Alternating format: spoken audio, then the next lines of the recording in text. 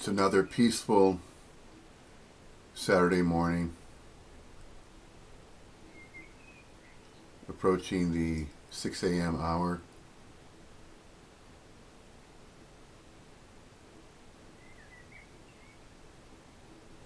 A soothing bird song outside, outdoors, announcing the dawn.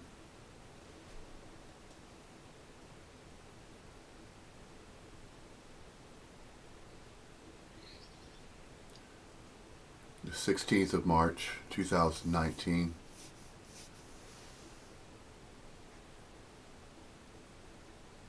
How is that, though? Is it really?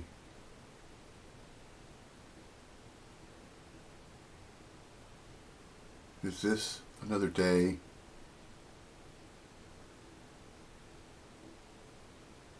for anybody? Is life for anybody?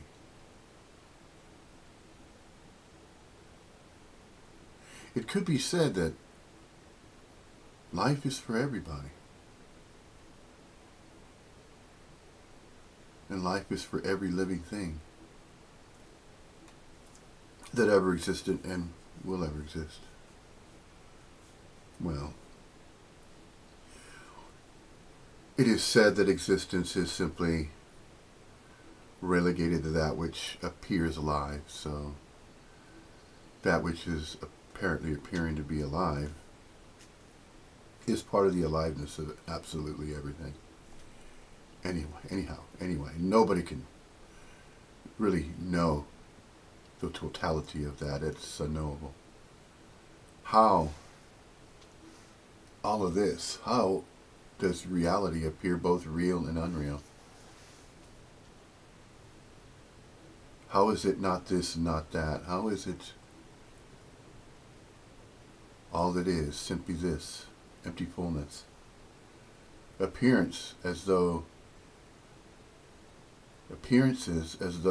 there are separate things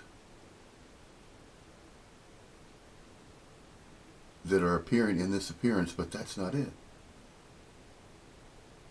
It was all a mistake all along.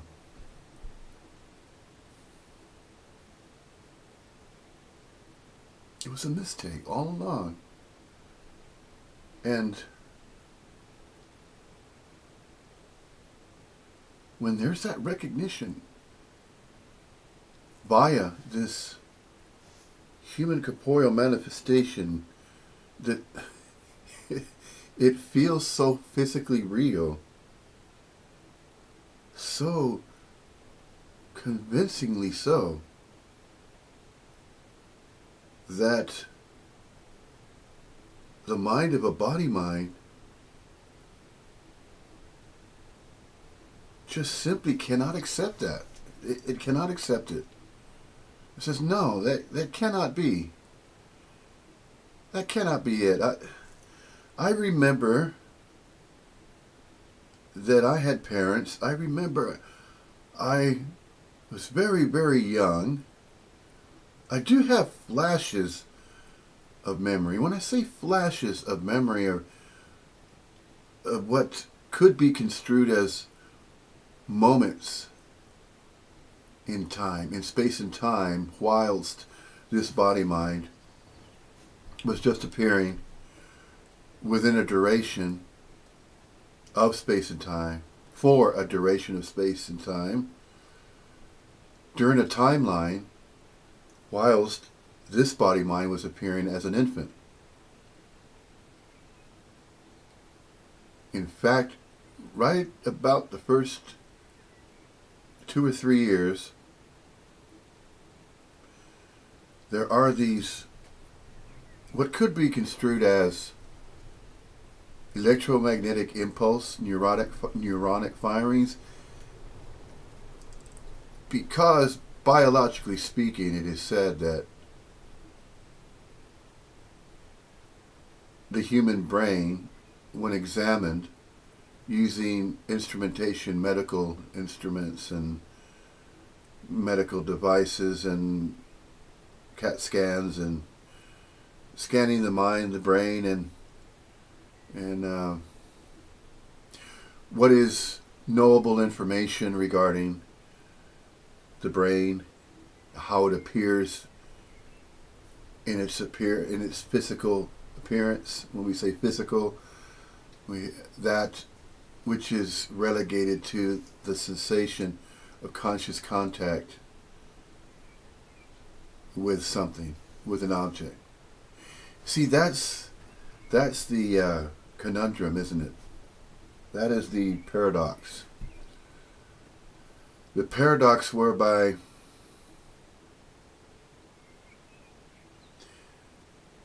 there's this body, and the body has a mind, apparently appears to be this way. It had been conditioned for a certain amount of time, or it had spent a certain duration of time. When we say duration and it had spent time, the spending is the tracking or the following along, or taking a device, a watch or a clock, and using calendars in tandem with that, whereby there is this apparent appearance of a continuity, of a continuum of some kind. And in the sciences, the human being is trying to make an effort to understand how this is. It's going to figure it out to a certain degree, but not the whole thing. Not entirely all of it. Absolutely all that is and all that is not empty fullness, that's going to be unknowable. That's always going to be unknowable. Scientists and astrophysicists are going to continue to come up with theories and all these fanciful ideas, and they're going to conjure long scientific terminology, and why? It just apparently appears to be in the nature of a human corporeal manifestation, and I'm just going to simply say human being, the human species as it has been referred to. But there is that naming and labeling again that was never necessary in the first place, but that is how the story of Earth is being told and how it has been told, and there's so many versions, so many different versions of the story of Earth, just as there are innumerable, we could say innumerable, because you can't count them all, just as the stars in the universe and all the points of light in the universe are innumerable. The countenance is too great to keep track of. See, although there is a recognition of countenance, and then there's this body mind just speaking a language that is referred to as English, and all of it is conjured, all of it, absolutely every uttered word, every spoken word, every printed word, every language that has ever been spoken within the story of Earth, blah, blah, abadi abadi. Well, that's all, folks. No.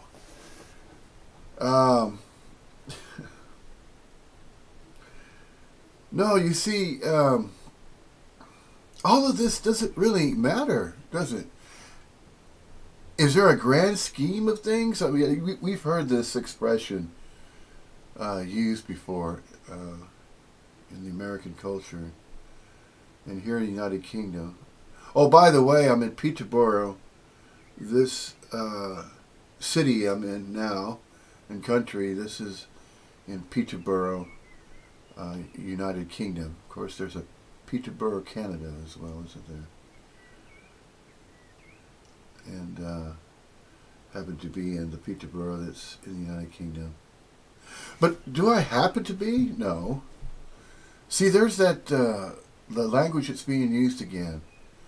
Does it matter how the message of Advaita Vedanta is shared?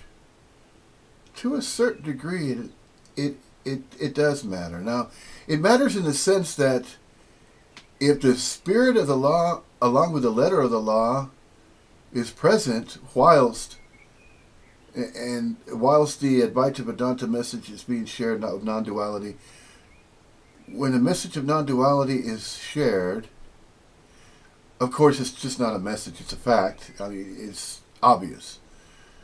It is the most obvious fact.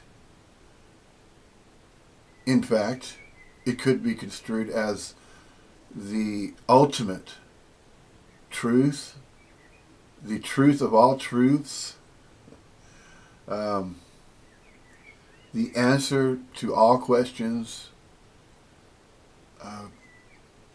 There's so many different ways to describe non-duality. Non-duality is a message delivering the facts of, not the facts of life, but the facts of emptyfulness, of all that is. There's just volumes and volumes and volumes of information that can be transmitted via so many different languages. And this can go on ad infinitum, and it will. All of this will go on forever. But a finite mind cannot grasp foreverness or that which is infinite. These are not infinite minds that accompany these body-mind projections, these manifestations, by the way. Let's get that straight. And that is a fact. I mean, if there's going to be a guru that says, oh no, I can tap into infinite mind because I am a master and I have reached the highest level of spiritual, dimensional experiences, therefore I have accessed infinite mind. No, another conjuring. There it is again. And was that intentional to see that and to witness and notice that the message of non-duality has turned into just another religion, just another teaching? And this word about teaching, it is quite condescending, really. In a sense, it's very, very condescending to that which is equal. There's equality with these human corporeal local units of quality of consciousness energy forms. There's equality where? In its entire beingness. In the entirety. The totality of both that which is non-local quality of consciousness energy, a non-local quality of consciousness energy field, and the manifestation of a temporary human corporeal local unit of quality of consciousness energy form, and it is temporally, temporal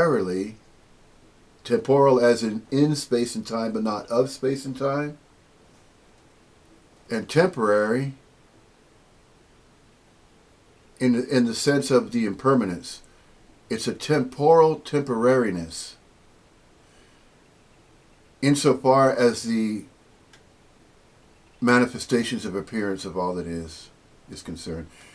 Regarding that, or pointing to that which is apparently appearing as absolutely everything, of its own accord and volition, of course. Definitely not of any one human corporeal manifestation's free will and choice. There never was, and there never will be, and never has been, free will and choice. It only apparently appears that way. Why? Because it is thought to be that way. See, it's the cognition. It has been heard in these these science and non-duality conferences, that there's this problem. There's no problem. Just leave it alone already. Yeah? We can refer to and talk about all that is till we're blue in the freaking face, until the end of time, from here to freaking kingdom come, or whatever, however you want to word that in the English language. Just leave it alone already.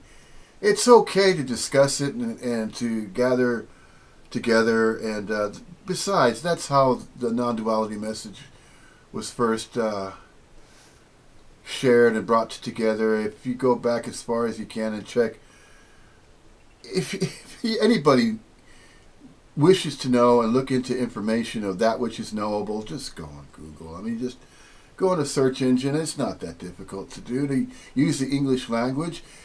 If you have some degree of understanding of the English language, and you can put words together and you can look them up, and you understand definitions and the meanings of words and things like that, and then you just take it from there. But regarding these bold statements and these, it's really kind of condescending to just the way life is. Just leave it alone. We can examine it, yes, we can, but let's not use theories. Why are we doing that? The scientific community says, oh, well, we have to know. See, that's that human nature again. We have to know that which is unknown, or that which is unknowable, or we're not going to rest, and that's what science is all about. Discoveries, new inventions, new inventions, new paradigms, paradigm shifts. We want to take time. We want to take time and turn it upside down. We want to take time and space and dissect it and figure it out, because we have to know. We have to tinker with it so we can figure out how it works. Why? Because we have to know. No, you don't. Leave it alone. These particle accelerators and colliders and messing with artificial intelligence, trying to create a simulation, an android, a robot. You see Sophia, and you see what they're doing. And they think that they believe that they have all of these advancements in technology and all these things. They don't mean a damn thing. No. Doesn't mean anything at all. Oh, but if they can get away with it, they're going to do it, and they are doing that. Elon Musk is, as the birth name and birthright of Elon Musk has stated in some of the interviews that can be found on YouTube, that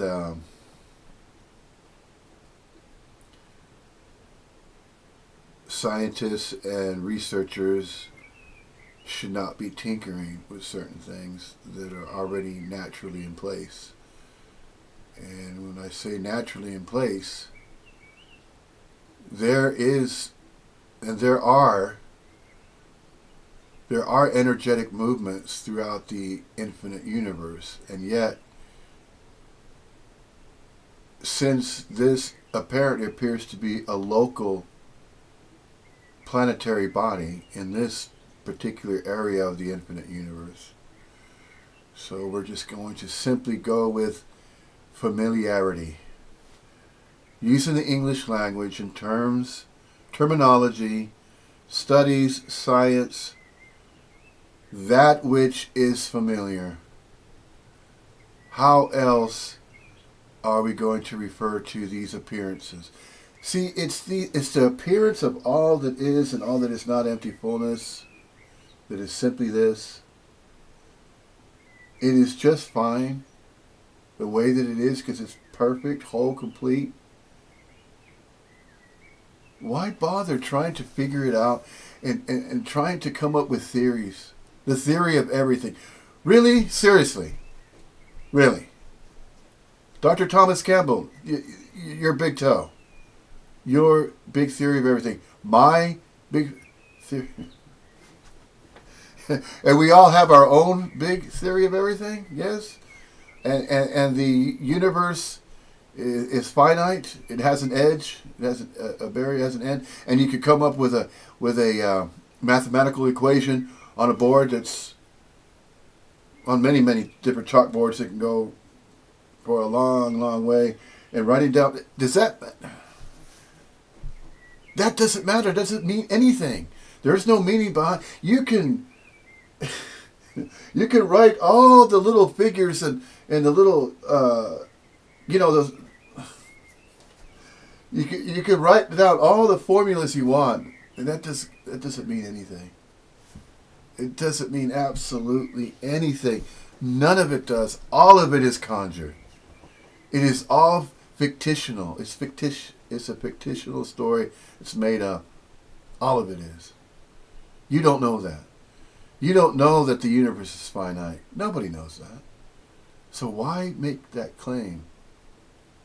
Oh, but you can go to the Monroe Institute right now, and I guess if you have enough money and you pay a fee or whatever, and you can lay down and put a headset on, and there's these binaural beats. Okay, these binaural beats that are going to alter the mind, and then guess what? You're going to have an out-of-body experience, and then you're going to visit what is referred to as a historical database. There you can access all the past lives you have ever lived. See all of these crazy assumptions. All these freaking crazy. You know what's really crazy, schizophrenic? It's not the non-duality speaker. It's those conjured selves that are coming up with all of these ideas and entertaining these fanciful notions that they believe in, and that they think they're right. It doesn't matter neither if they think they're wrong or right, or if they're almost right, or if they're kind of teetering on a theory. Could be, couldn't be. Probability distributions. That's referred to as well with the big theory of everything. It is so hilarious. It's really funny because it's just like a child trying to figure out, how a computer works. Let's say a 4-year-old that has never seen a computer, and they open up the components and they're looking at it. It doesn't make sense. All they see are little, pieces that they want to play with. Yeah. So in a sense, the human species is that way. It's like a child that simply wants to play with things. But then when that child grows up, it wants to figure out more. It wants to play and tinker with things more, but in a different way. Is that playfulness? No, man, that's dangerous, really. It's dangerous tinkering with nature. HARP, High Altitude Aeronautical Research Project. All these research projects, the particle accelerator and HARP and chemtrails and global warming and drilling into the earth and all along there's these groups of ecologists who are saying, stop. We need to quit, destroying trees, cutting down trees, and are you mental? Are you complete idiot? Think about it. I mean, that's providing oxygen, for crying out loud, to breathe. If you can't breathe, guess what happens? You're dead.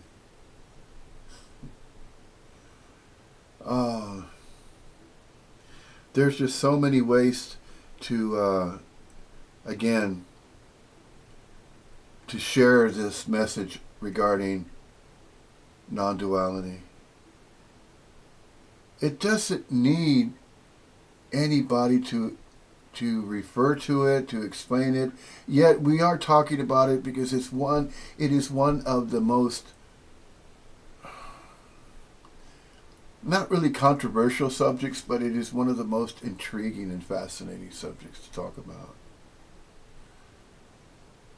But when it gets to these organizations and certain individual, by the way, conjured cells, they don't realize it, and there's this sense of self-identification that is so it is so isolated that they just don't have a clue. And yet you try to talk to them about that and they turn it around and say, no, I already made up my mind.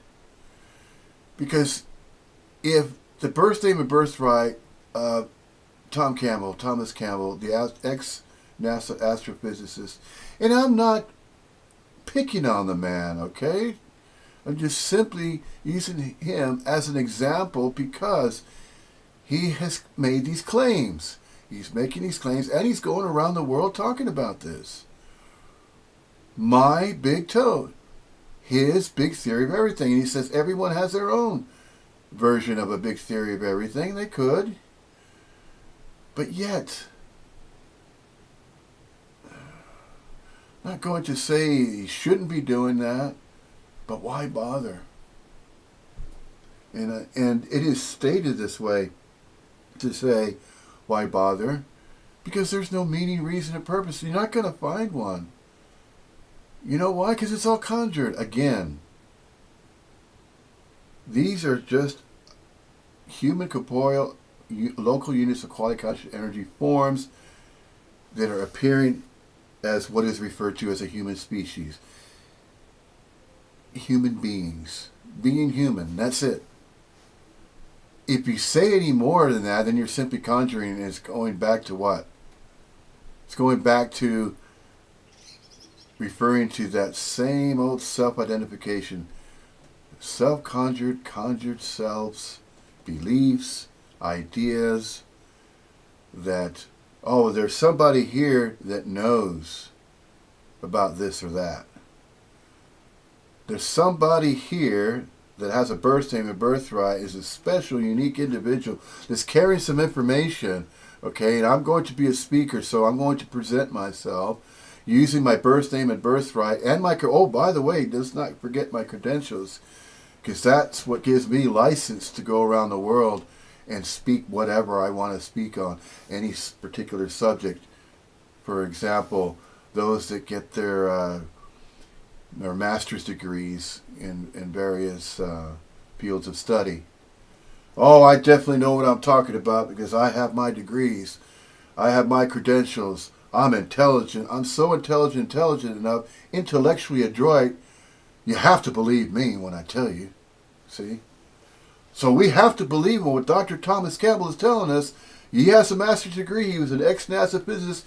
He knows what the hell he's talking about. Damn straight. Really? He knows what he's talking about. Okay. Can anybody honestly make that claim and say, I know what I'm talking about, so whatever I'm talking about, that's a fact. And if anybody disagrees with me, well, that's too bad. I know what I'm talking about. Where's your degree? Where did you go to college? Did you go to Cambridge University? Do you have a master's degree? Well, then, listen to what I have to say and buy my book. Because I know what I'm talking about. See, it's that. How self-centered can a self-conjured self get? To that degree. Seriously. And that is overlooked?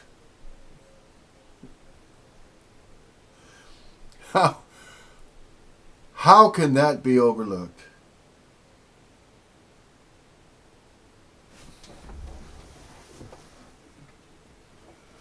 How can that be overlooked?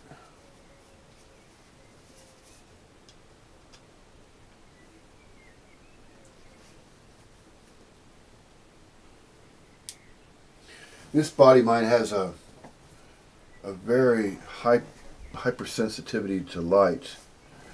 Every body mind goes through constant changes based on its energetic movements. There's so many intricate energetic movements going on. When I say they're going on, there are energetic movements, but it's all stillness. Empty fullness is still the stillness. There's no movement that's visible, and yet there are measurable energetic movements anyway. There are so many of them. The count is too great, so there are innumerable energetic movements on various frequencies. And those energetic movements are traversing various fields, various wavelengths, and these are measurable. These are scientifically proven. And one example of that, and there's so many examples to use, but referring to transmissions, frequency modulation, FM, on the FM band, just say wavelengths, and then there's amplitude modulation, there's the AM band, radio broadcasts. Those are the ones that first began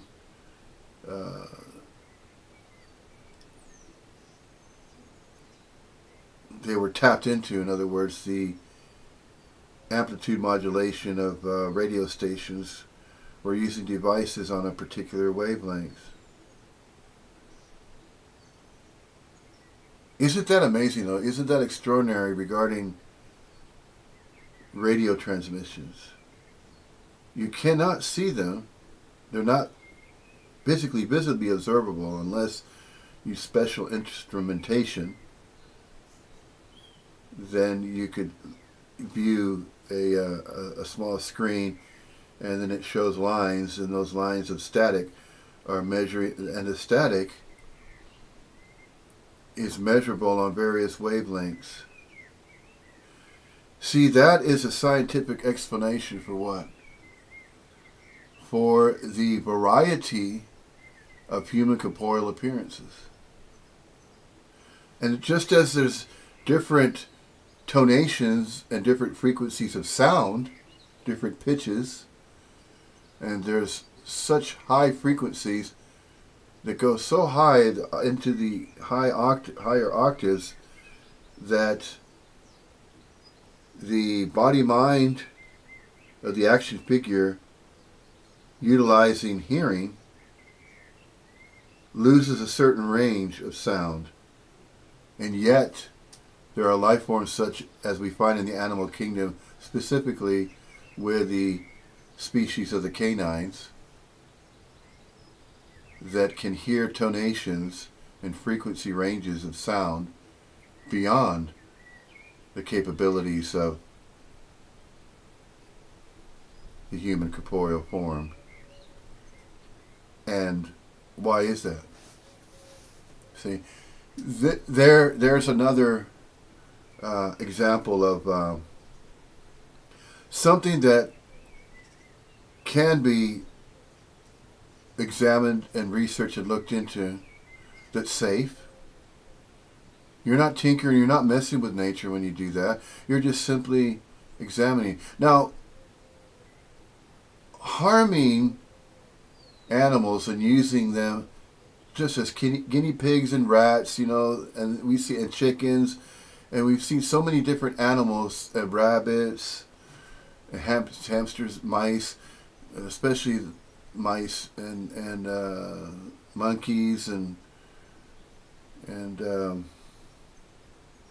all these animals used in scientific experiments. That didn't have to happen.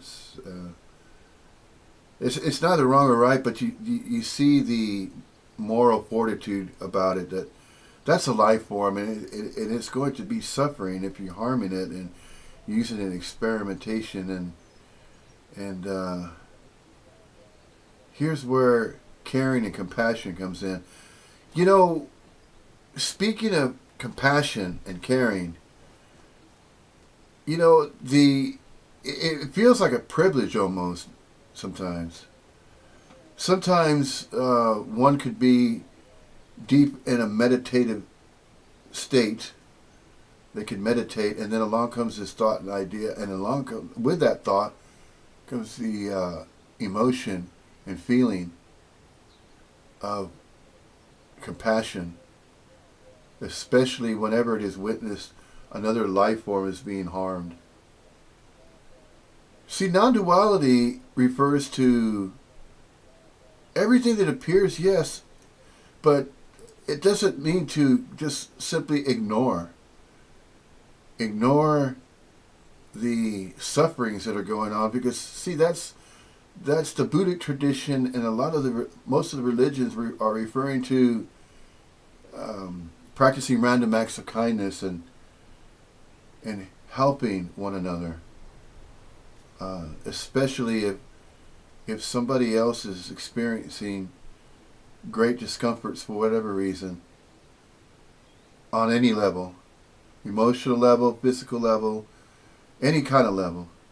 And I'm referring to physical, of course, because it is both real and unreal. It's not exclusively physical, but it's also non-physical. And by the way, it is also apparent and non-apparent.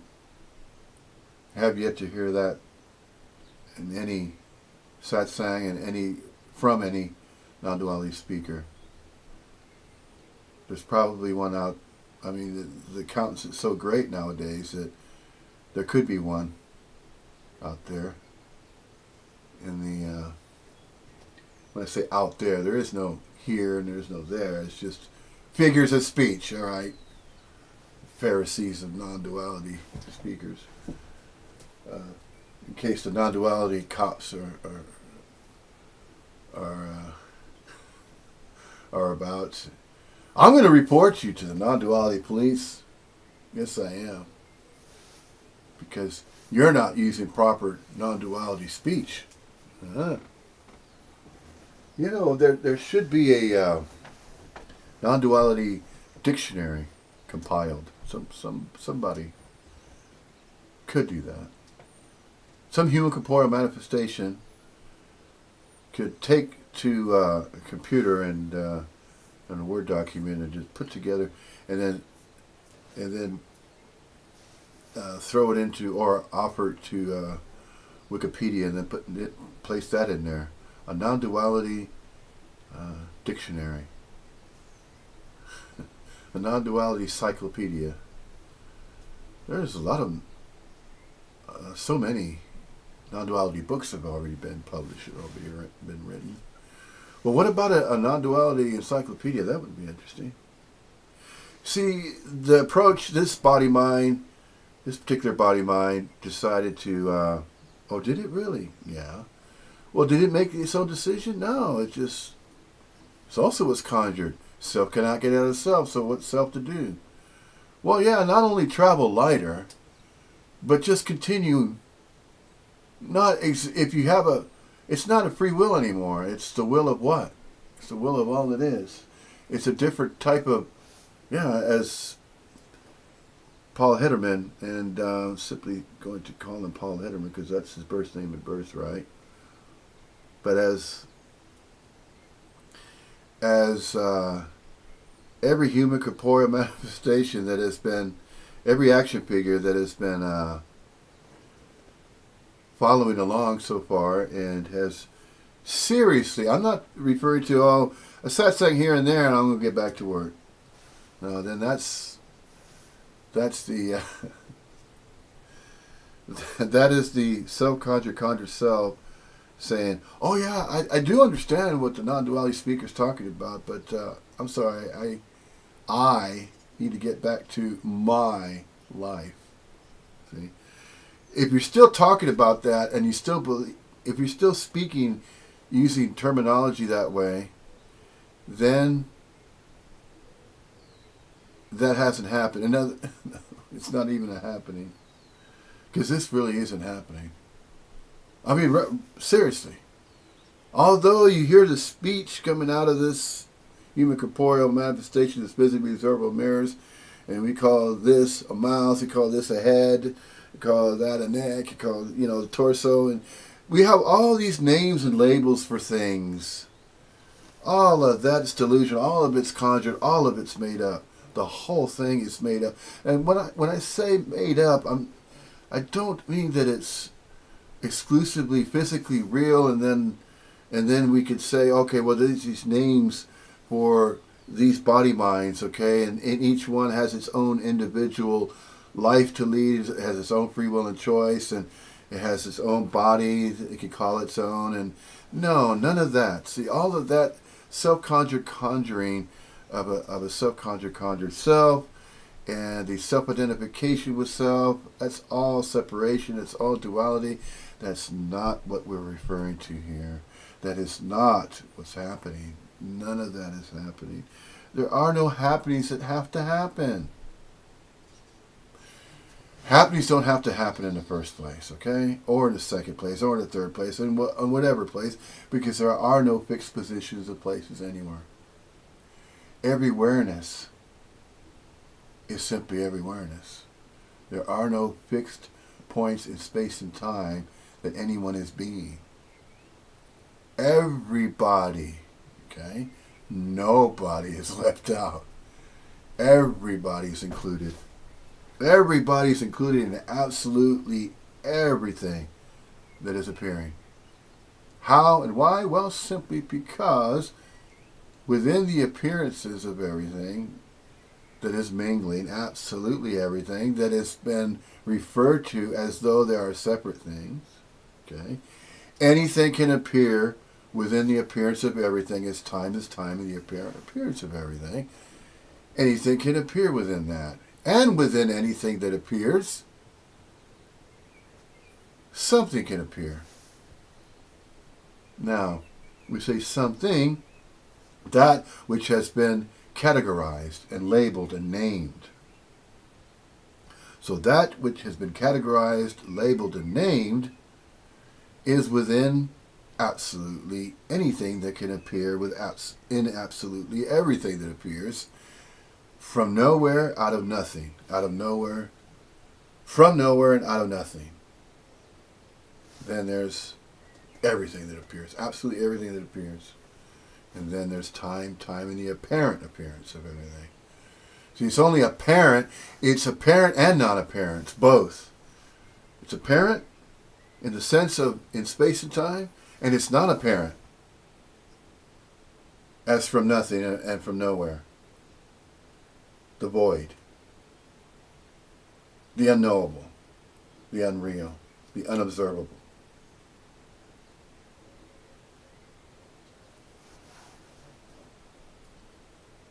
So it's both.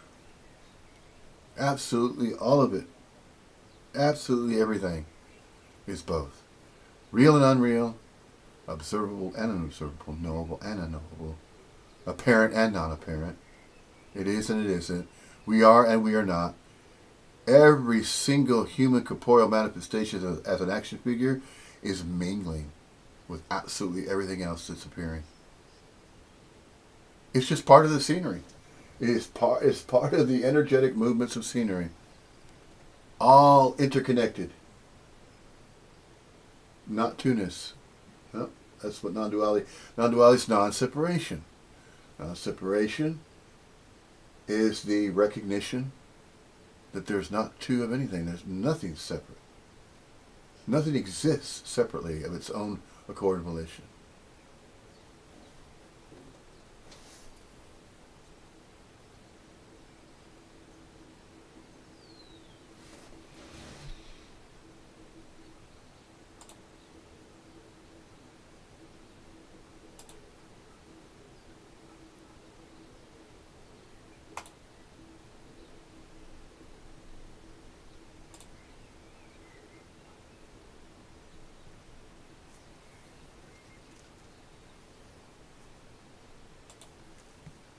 Experience with this message. The words are a vehicle. They're like a booster. This is my experience with this message. The word. This is my experience with this message. This is my experience with this message. That's the opening statement of this particular satsang. This is whose experience again? I'm sorry. Of this message. This is my experience? No, wait a cottontail minute. No. See, right there, if we are going to refer to non-duality and if we are referring to that which is not mine and that which is not yours, you don't have and I don't have mine and you don't have yours of absolutely anything. There is no mine and there is no yours. There is no me, there is no you. There is no here in a fixed position, and there is no there. So there are no two separate places anywhere. That's why when we're referring to the mind is, even Paul Hederman himself has even said that. So many times in past satsangs, he's gone back and, as though it's an imaginary board, and you put money, health, and sex. And you can change those words, and you can change the meaning of them by adding my in front of it. My money. I want you to have plenty of money, but I don't want you to have any of my money. And I want you to have great health, but I have my health too. So you do whatever you want with your health. You can live an unhealthy life or live a relatively healthy life. And then sex. Have all the sex you want, unprotected, whatever. You get AIDS, oh, too bad. Well, no. I'm having sex, I'm enjoying it, but wait a minute. Is there a meaning, reason, purpose for the sex act itself? See, if we look at that, instead of, we're going to focus on the mind because that's just simply an example to say, well, if you're using the word my experience, that is implying what? That is implying there's a self-conjured self there that has experiences of their own because they're saying my experience of anything. Nobody's having their own individual experiences of anything. It just apparently appears to be that way. It is thought to be that way.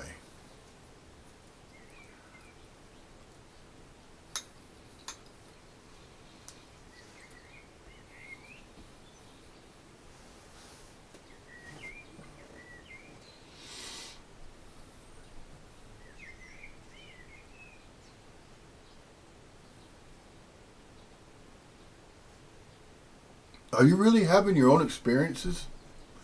Because if you are,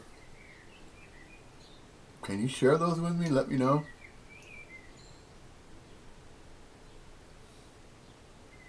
You see?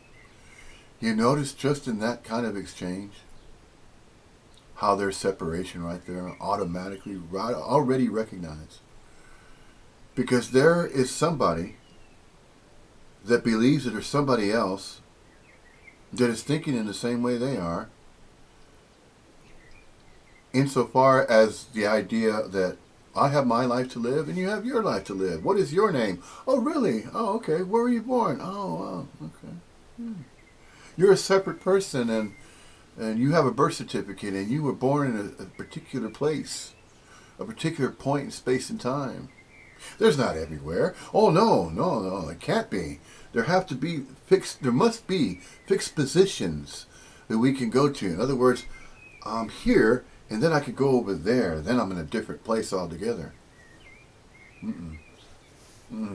It's only conjured that way. See, that way of thinking. In that way of thinking creates duality. It creates that sense of a separate self. That's what reinforces it. And the mental thought system is not it is likened to, and it seems to function similarly as a parasitic movement does, as a parasite that, as an example, such as the parasite that latches onto a life form, uses its body for a while, then consumes it to a certain point, and then uses it as food, and then goes on and looks for another one. And it just takes the life force, or the energetic movement of the life force that was animating that particular life form, whatever that could have been. It could have been an insect, could have been an ant, and the parasite goes into the ant's brain, and then it grows into it, kills it, and then it uses its body for a while, and then once it's done with it, then it moves on to another one, another ant. And there's plenty of them, plenty of ants to go around for plenty of parasites to go around, and it's just a crude example of what can be used to explain how a sense of a separate self can apparently appear to be so. A sense of a separate self is apparently so because it's thought to be so. It's the cognition. The cognition can be tapped into and used in various ways. It can be used either to reinforce the idea of a separate self, or simply aligned with what? There is this vertical energetic movement that's going on, and then there's a horizontal energetic movement that's going on. The horizontal ones are what? Going along with streams of consciousness, the stream of space and time, of continuity, of a threefold principle: past, present, future, a river flowing, space and time, time flowing within space, third dimensional construct of space. See, there's various types of space, and the time continuum is a continual time sequential movement that's apparently appearing to cause entropy to occur and change. It causes the apparent appearance of change. It's not really exclusively real, that change, but it is also unreal. It's both. It's real and unreal. That's why there's these paradoxical statements regarding absolutely everything. What is and what is not. We are and we are not. It is and it isn't. It is both. So to speak this way is speaking in terms of how it truly is and isn't. Everything truly is and isn't. It is both. It's not exclusively all this, physically real and permanent, and then there's another place to go after the human corporeal manifestation's done appearing. It can then go to some other realm, perhaps, or some other reality frame or dimension. Nobody really knows, but they're entertaining those ideas. And you're not messing with nature when you do that. You're simply having a conversation. You're simply referring to that which a human corporeal body mind or an action figure says, do you see what I see? Now wait a minute. When you say, notice that phrase is so common. Wait a minute. Just one moment, I'll be right with you. Just a couple seconds. I'll be right with you in 2 seconds. You notice how we use the phrases, when I say we, those that are apparently appearing to be part of the societal structure, okay, of society. On the grid, paying taxes, living in a dwelling, paying for energy and energy use, bills, electricity, the heating, uh, the gas that fuels the stove and provides heating in the radiators and in the wintertime. Um, just simply referring to the common setup. The common setup. It's not that it's not really truly going on or happening. It just apparently appears to be so. It's just what's happening. So whenever you hear a non-duality speaker referring to, oh, it's just what's happening, or it apparently appears to be, just also remind them that apparently it is also non-apparent. If they say, well, yes, it's apparently so, it apparently appears to be this way, it is apparent. No, it's both apparent and non-apparent. It's both apparent and non-apparent. You just can't leave one or the other out because they're both mingling. They're both interconnected. They're both there are both energetic movements intertwined, and it's what it's how that is whole, complete, and perfect, just as it is, in a sense. And yet, nobody can figure it out because there's nobody around to figure it out. See, that's how it is unknowable.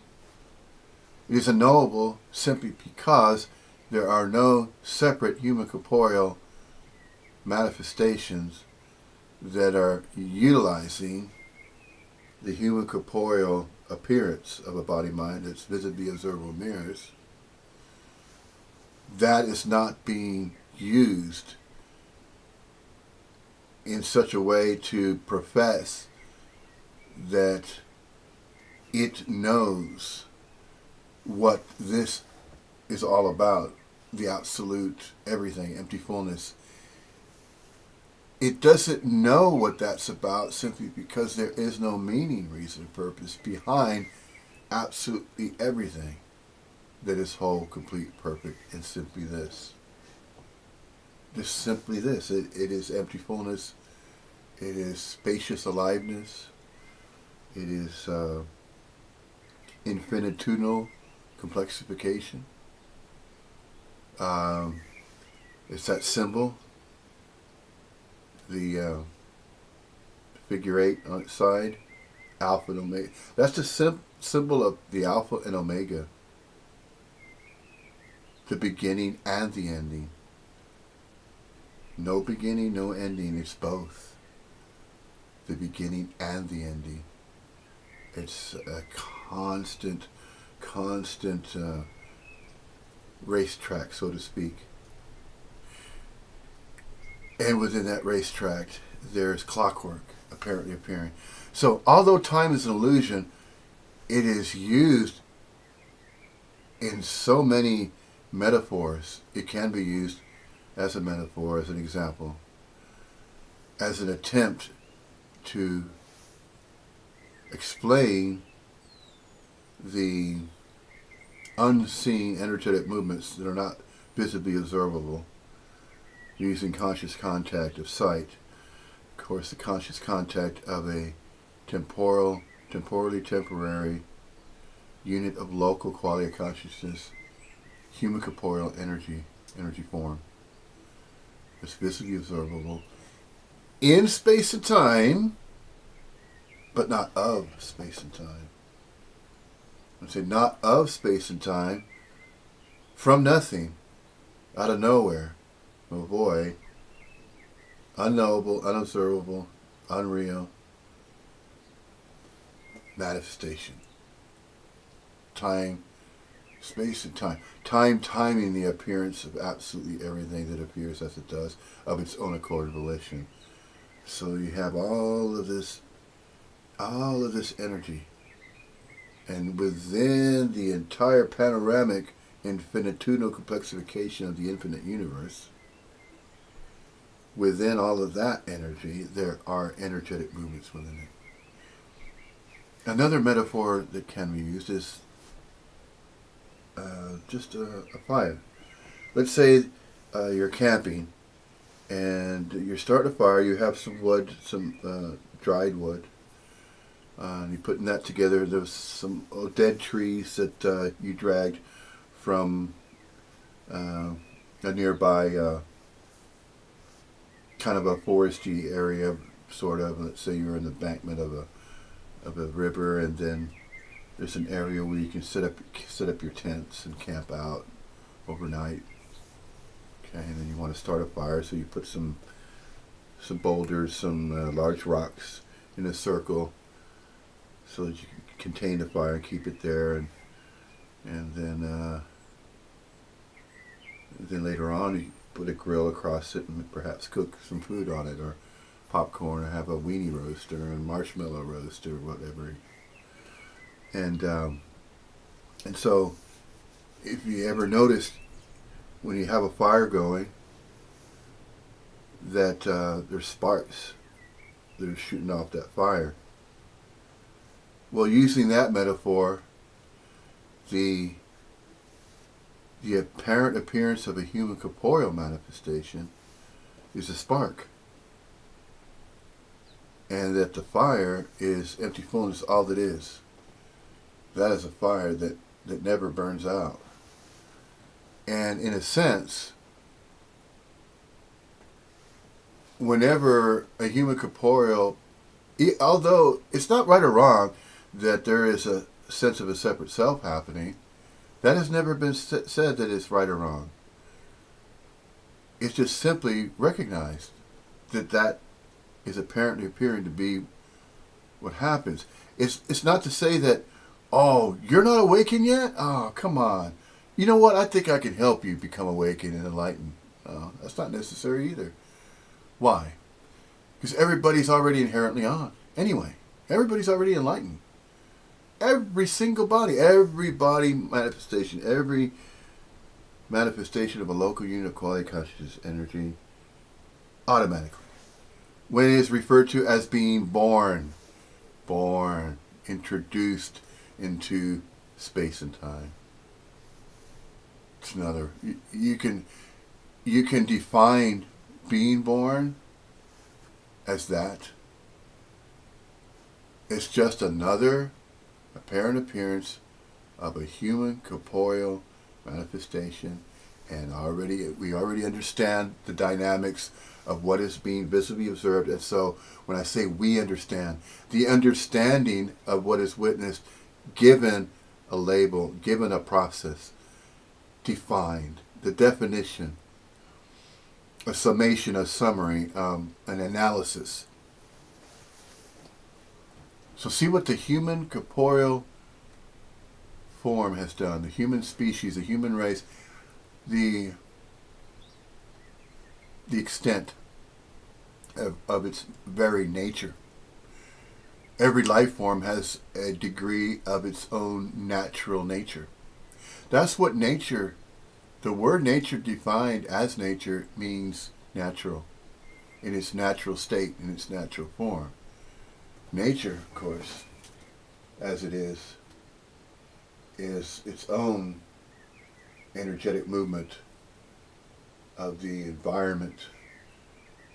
And then there's how these hidden kingdoms, so to speak, were conjured, and the idea that every various energetic form, energetic movement, and appearance, such as a body of water, a lake, had an elemental assigned to it. See, that's where those ideas came from. The Wiccans and the pagans and the Druids, and there were various offshoots of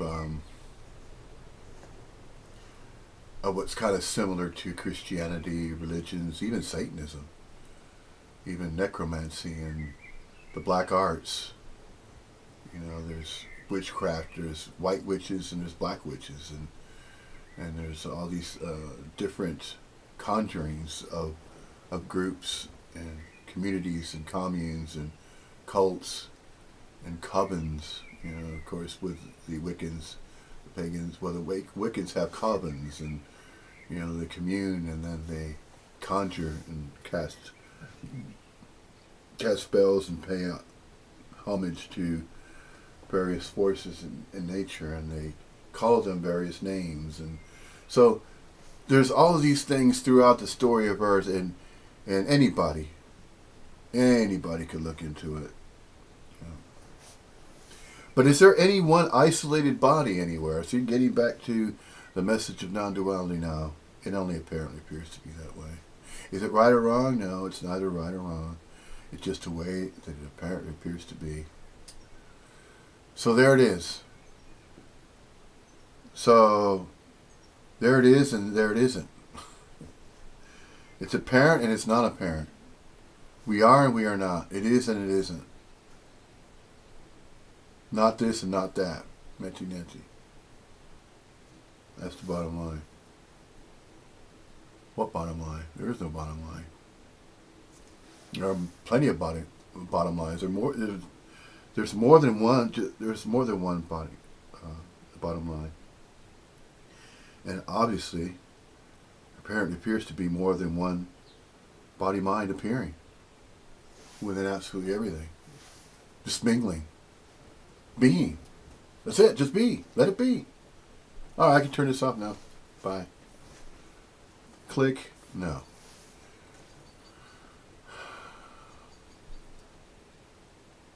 There are so many ways to share this message of non-duality. And there's so many ways to express it.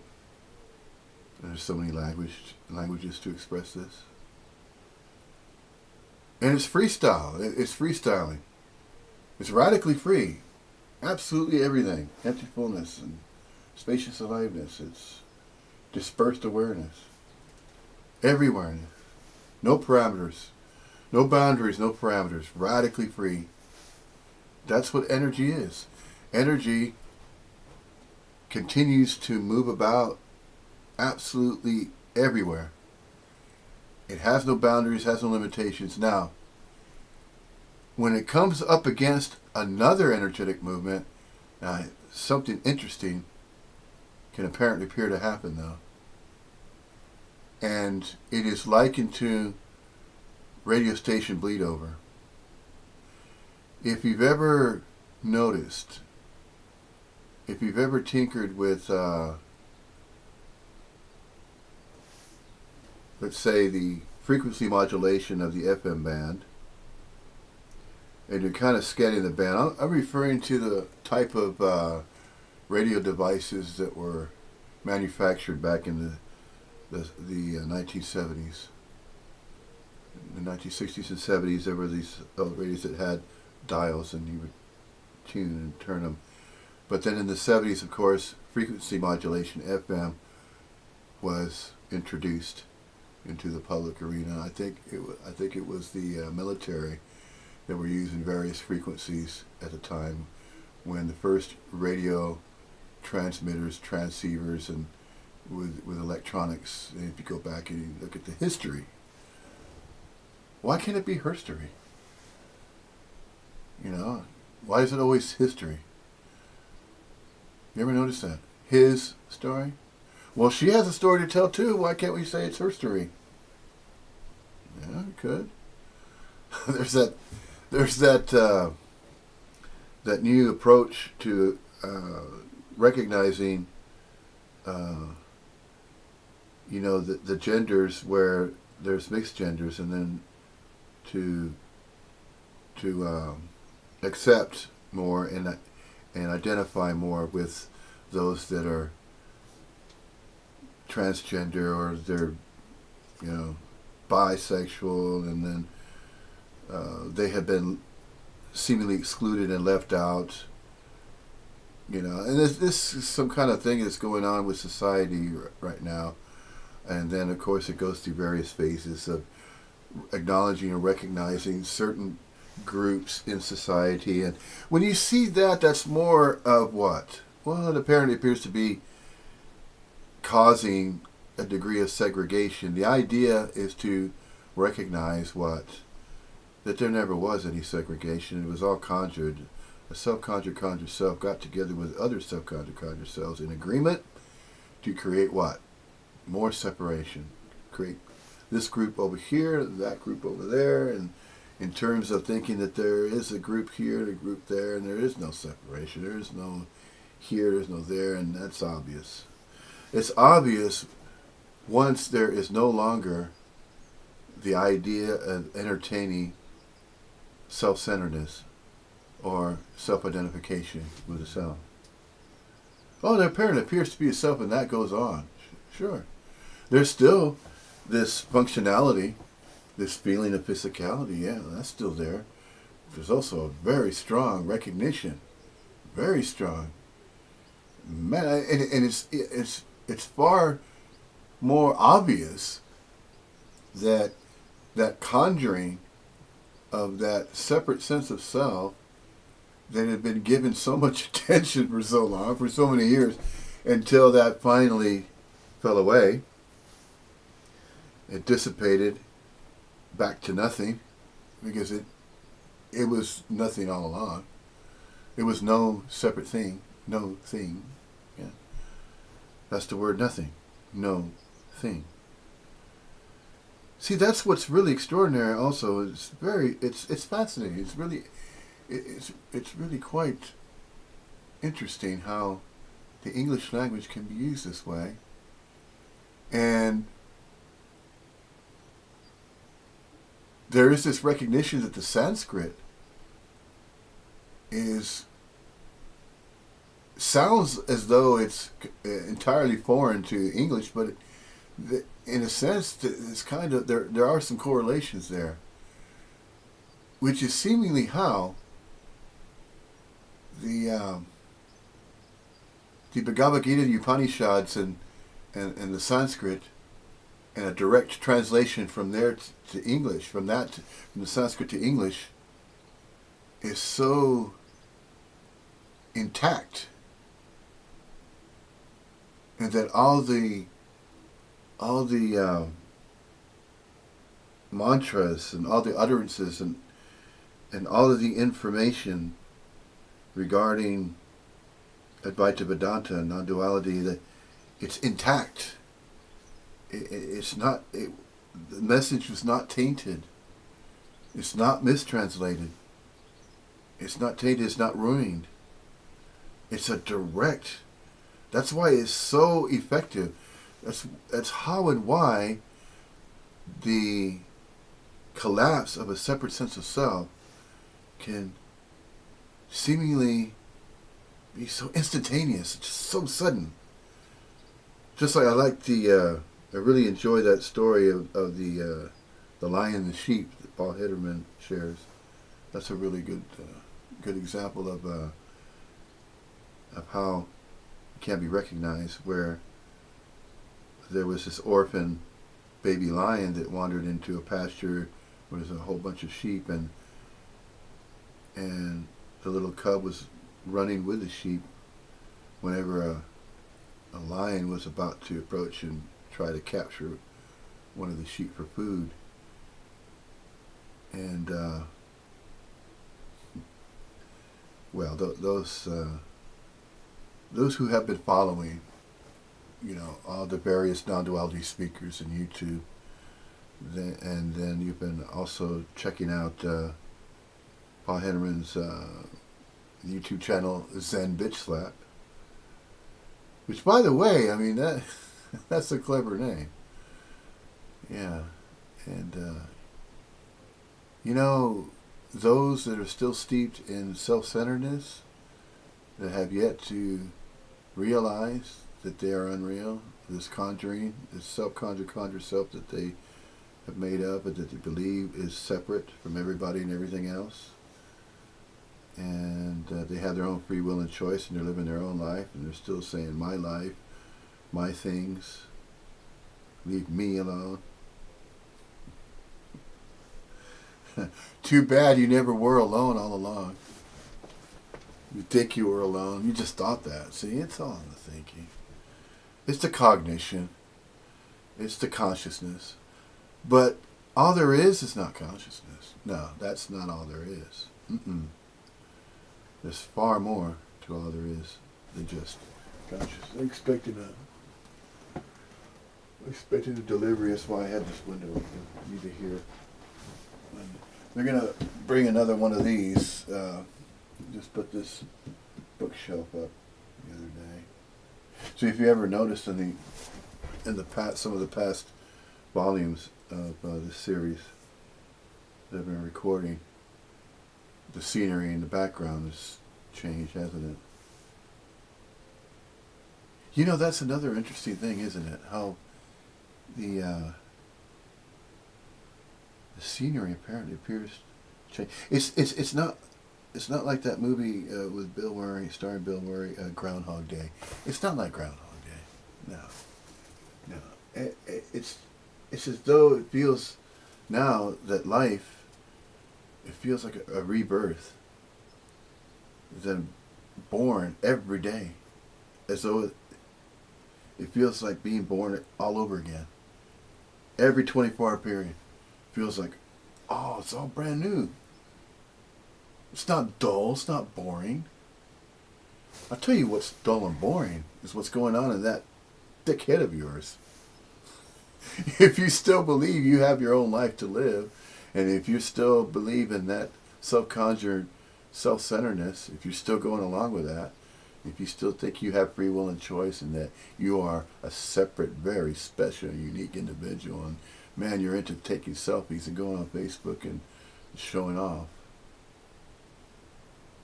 No, it's not like that. It really isn't. I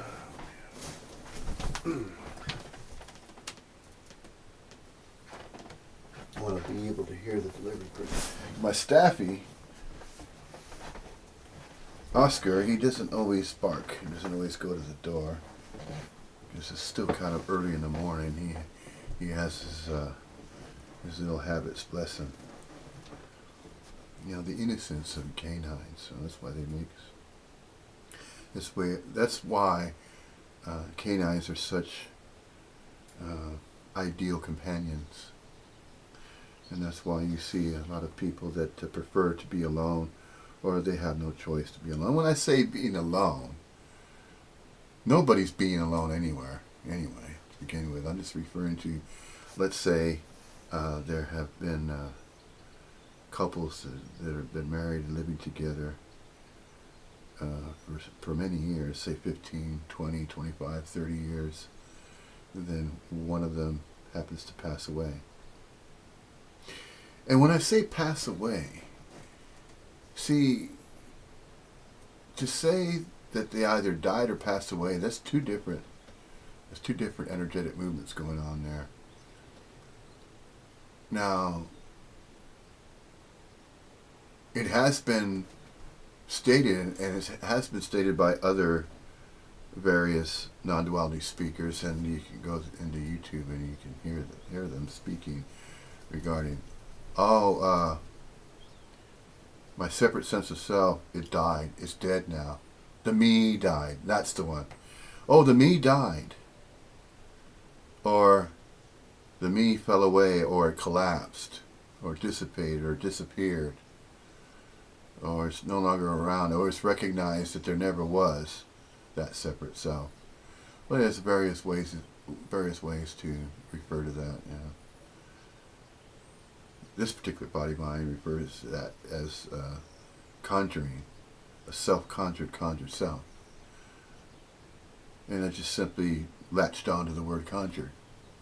See, every non-duality speaker has their own delivery of the message of Advaita Vedanta, obviously, non-duality. So, we're simply going to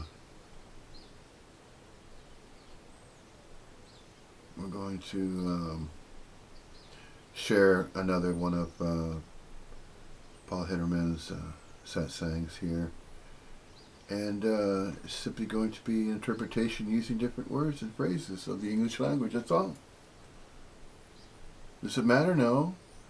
Is there any meaning, reason, purpose for doing that? No, it's just what's happening. I mean, it's a natural thing. Why does a body mind get involved in anything at all? In the first place, any activity you think it's doing. It's not doing any activities. It never was. It's just being. You can't mistake doing for being. And you don't need to know anything about that. Nobody does.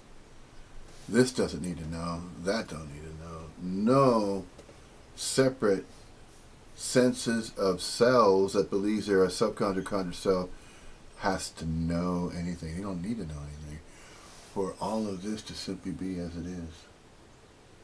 It doesn't need a knowing for that to simply be this. All that is and all that is not. What is and what is not. Doesn't need a knowing. Doesn't need a doing. But for so long, in space and time, and still even now, in space and time, there are body-mind, human corporeal body-mind manifestations that believe they are separate. That they're separate people. That they're separate from everybody and everything. So this loneliness is an illusion. That when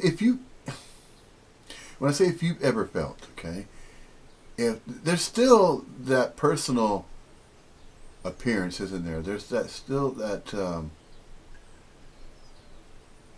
personal awareness, and then there's the non-personal awareness, and it's the presence. That's what that phrase is. It's the personal presence and the non-personal presence. It's both. Personal and non-personal presence. It is both. But once there was this idea of a subconscious conscious self with its own birth name, birthright, its own free will and choice to live out its own life as it so chose to, and that it had its own body. This is my body, it's my name, birthright, birth certificate, the whole thing. The whole lot. The whole lot of separation. The whole lot about not regarding duality. And that's how a majority of these human corporeal manifestations believe that they are that, when they're not that. That which we are not. That which we are not is not this idea of a solid physical body. No. What we are is both. We are and we are not. We're both. We're both that. Because we're mingling with what is and what is not. We're mingling with what is and what is not. Both. Simultaneously, at the same time, intermingling, interconnectivity, infinitudinally complexified coalescing and mingling, a mixture. Just as there is light and darkness, both. They're not separate. There's not a separate light and separate darkness. They're both coalescing, blending. Absolutely everything that's visibly observable is a blend of scenery. It's just all energy. It's all of it. All of it that's visibly observable, those are energetic movements. Oscillations of energies. There's radio stations, hundreds of them, thousands of them, broadcasting. They're broadcasting right now. We don't hear them because there's no device. Turn on a device, what happens?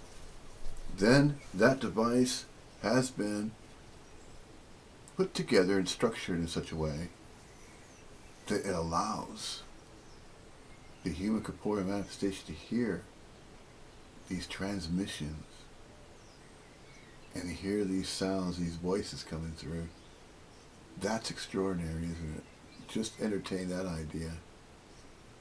The sound that is going through, and there's components. Where is it going through? It doesn't seem to be going through anything, does it? No. Same with sound. Is sound going through anything? No. No. It can be heard. Who's hearing sound? There's just sound. There is a hearer of sound, but you're not that hearer. Really? There's the seer of sight, but you are not that seer. You are the activity of seeing. You are the activity. This is why the delivery of the message of non-duality, Advaita Vedanta, is mentioned. Well, it's Advaita really. The Vedanta bit is the written part. Advaita is the verbalized part. So it's really Advaita, or the beingness part. The science of self-realization, of beingness, self-inquiry. That's what the Advaita part is. The Vedanta part is the scribed, the written, recorded in a book, or in some other form other than just that which is verbalized via sound. So, energetic movements, energetic streams. That's what all this empty fullness is. It's light, energetic movements, color, sounds. And they're just constantly mingling. And they're detectable though. But they're not detectable, they're not always detectable, not every single energetic movement that's within absolutely everything. And it's detectable. There are the 5 conscious contact points, the 5 gates. There's hearing, smelling, tasting, touching, seeing. There's those 5 gates, and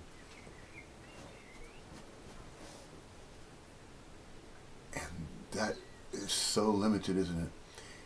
That which we are not is limited in a sense that it can mistake itself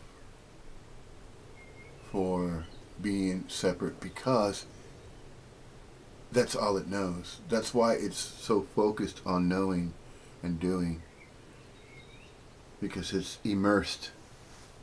It's immersed in its own thoughts, and it thinks, well, I have these habits, I have this way about me, I have my personality. See, when a body-mind manifestation is self-conjuring these ideas of beliefs, that it believes, first of all, that it's exclusively real, exclusively physical, this is what reinforces a sense of a separate self. It reinforces that. So it's all in the thinking. It's all a mental mind job. All of it. This sense of a separate self is a mental mind job. It's regarding entertaining thoughts. The mental thought system is simply providing more thoughts for that body mind to entertain, that action figure, so it believes that. It believes that it is that, exclusively that. But it's not exclusively that, it's both. It's both. It's this and that. It is and it isn't. We are not. Both. And that's why it doesn't make sense to a separate sense of self. It still believes they have free will and choice and they're separate from everybody and everything else. They have a birth name and birthright of their own. Birth name and birthright, and they have their own body, their own life to live, and everybody else. Yeah. If you don't agree with me, then I can't be your friend, sorry. Why does it have to be conditions like that? For there to be unity. You appear human, you appear a different color, a different race, you wear different clothes, you speak a different language. This difference and that difference, all the differences, drop them all. They're not necessary, all those differences. If there's a human corporeal form, even if there is such a thing as extraterrestrial humanoid forms that might only have 4 fingers or 6 fingers instead of just 5, doesn't matter how they appear.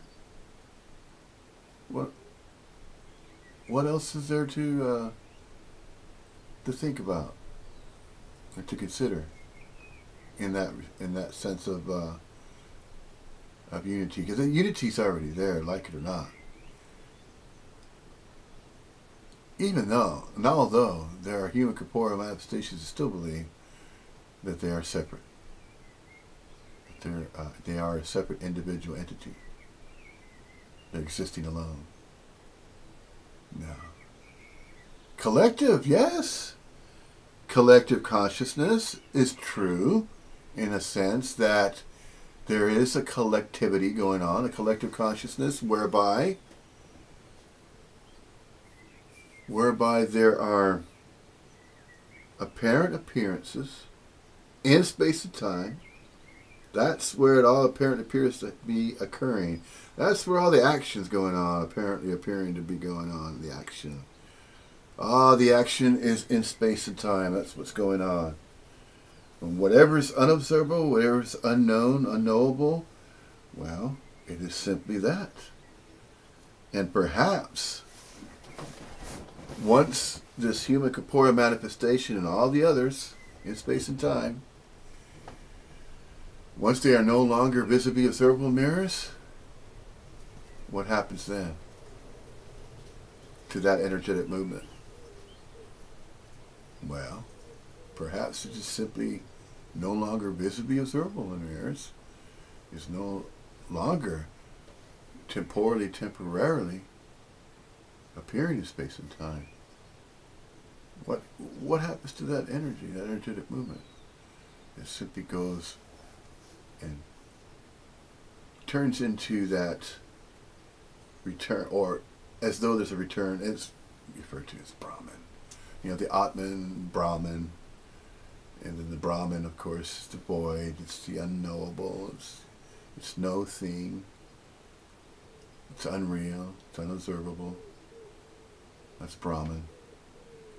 But it cannot be communicated. It cannot be referred to using a language. It cannot be spoken of whilst manifesting this impermanent temporal temporariness, this human corporealness is temporally temporarily so in space and time. But we're not that. We're not this. We're not this appearance. We're both. We're both the non-local quality conscious energy field, and we're also in space and time the local unit of quality conscious energy form, both the field and the form. The non-local field and the local form, both. We are and we are not. It is and it is not. Yeah? That's it. And there are many, many ways to express that regarding this and that. It is and it isn't. We are and we are not. Many different ways that can be expressed. Certainly. Sure there are.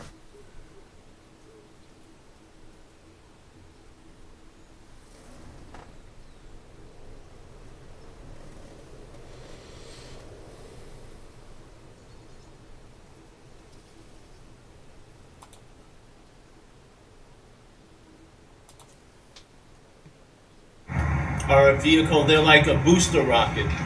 Yeah. Once the ship takes off, they drop off. Yeah.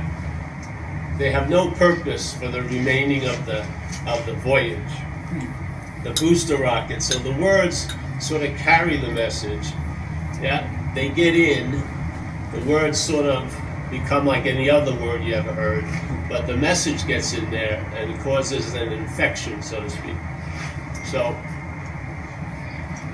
it sort of enters self-centeredness, and then it starts eroding the whole center of the system, which is this idea of self. Yeah, it doesn't work it doesn't deal with the thousands of thoughts and all this stuff. It just goes to thinker, feeler, doer.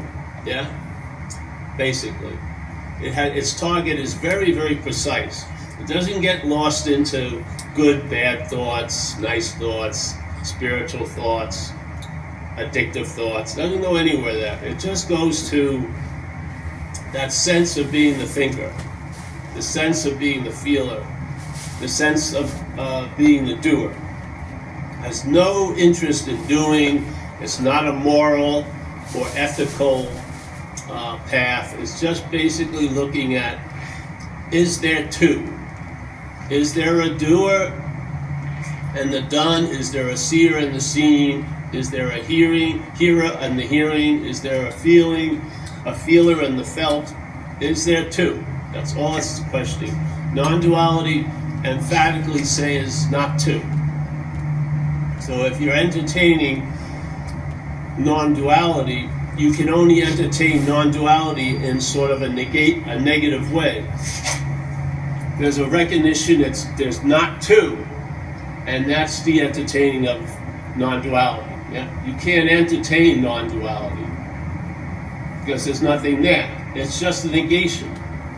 So the negation is of what it's not what we're entertaining, it's how we're entertaining everything else. We're entertaining everything else in a dualistic manner. And if you just look at your own experience right now, right where you're sitting, sometimes there's a sense that you're the subject, like I'm the doer, I'm the thinker, I'm the feeler, and then sometimes you're gone over as the object. Yeah? You're looking at yourself as, oh, fuck this, fucking getting too fat or heavy or whatever. So suddenly, in like a blink of an eye, you're cast as a subject, and the next moment, you're sitting there for 4 hours as the thought system critiques you as an object. Yeah? That's the negation. The negation of that subject-object. Yeah? That's it. So there's dualism, which is subject-object switch. So sometimes you're seeing me as an object, I'm seeing you as from the subject. See? So if you took a vote, millions of people would say I'm an object, but I would beg to differ because the sense when I'm seeing you, I feel like I'm the subject. Yeah? But everyone else in the world sees me as an object. No one basically sees me because they're seeing me from the idea of being the subject. So there isn't a subject seeing a subject, there's a subject seeing an object. Yeah? It's dualism. Subject, object, and then the dualism. Let's say if you were looking through if you had undifferentiated light, let's say, and then the undifferentiated light went through this tunnel and then split, and then it went this way, that would be duality.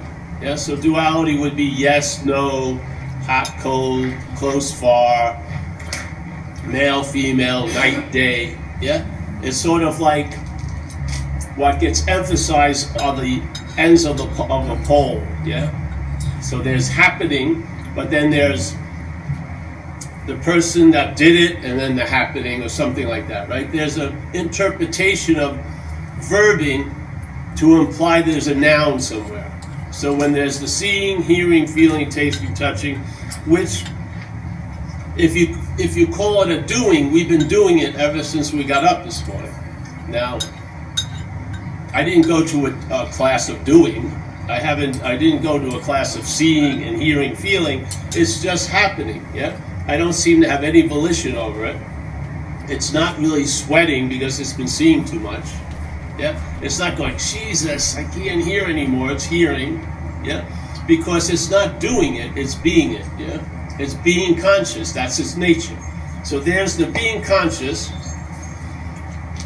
which, if you just look at today, that's the baseline for all of us. Yeah. You're here, seeing, hearing, feeling, tasting, touching, with no kind of volition. You're not doing it like you would do running, you know. Yeah. But it's cast as if you are. So the mental state, by claiming the seeing, hearing, feeling, tasting, touching, it claims it, and it uses the seeing to imply the seer. Yeah. And so for the seer to be there, there's got to be a seeing. Yeah. So without the seeing, there'd be no seer. But in fact, there's no seer whatsoever. All there is seeing. But without the seeing, there would be no seer. The mental state has to attribute the verb of seeing to a noun.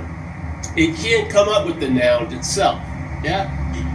Without actions, there would be no sense of being the doer, obviously. So, and if you don't see this,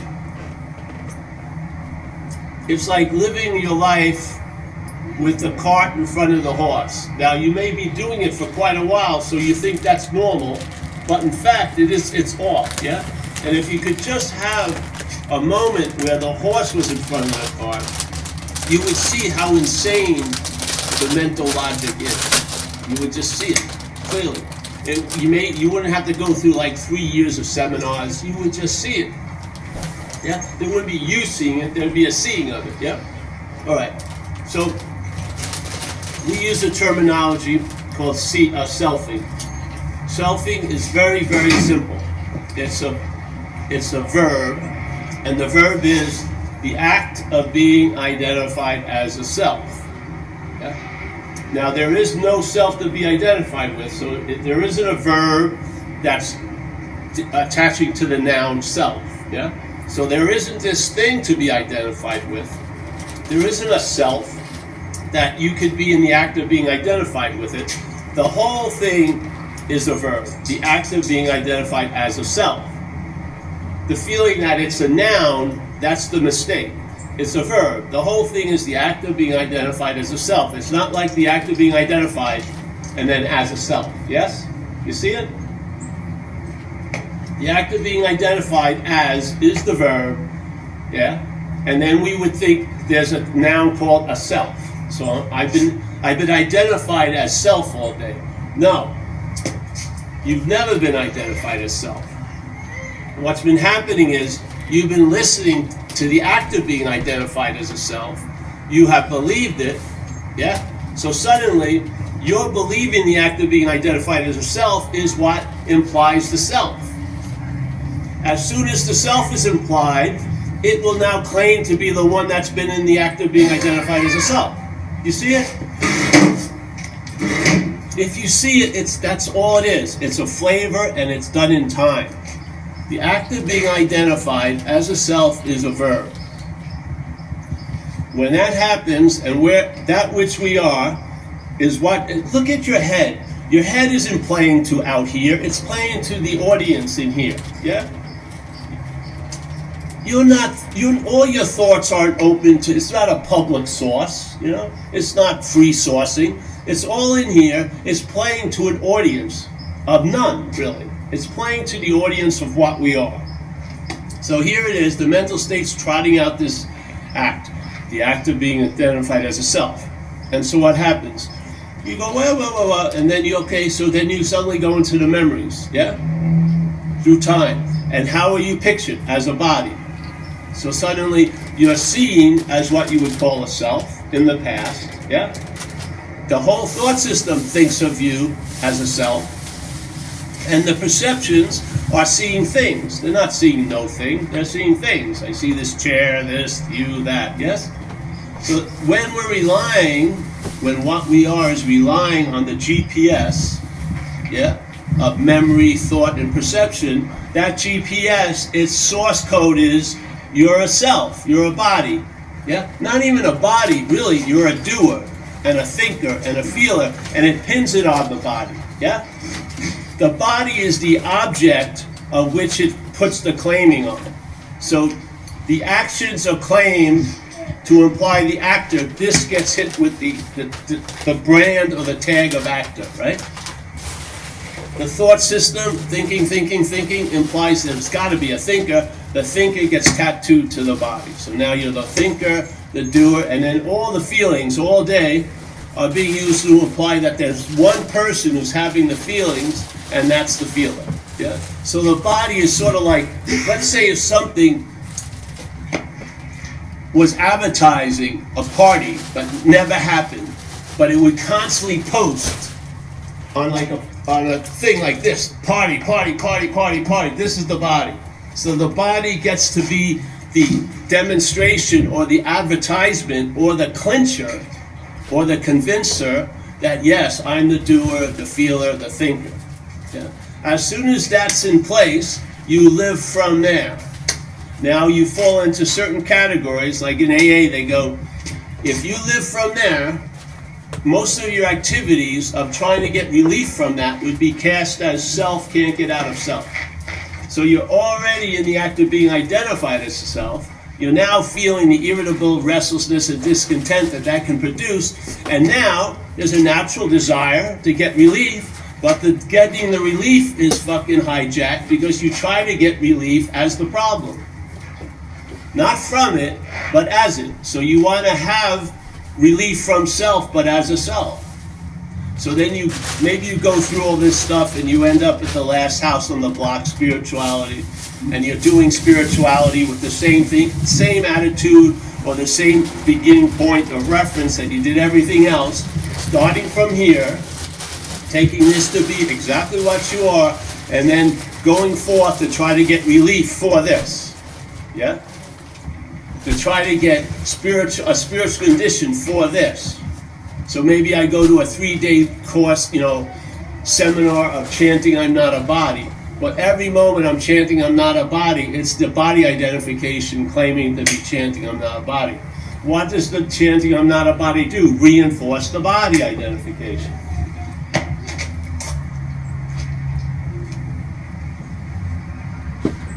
If you're in, you can't get out. All the outs of that in are more in.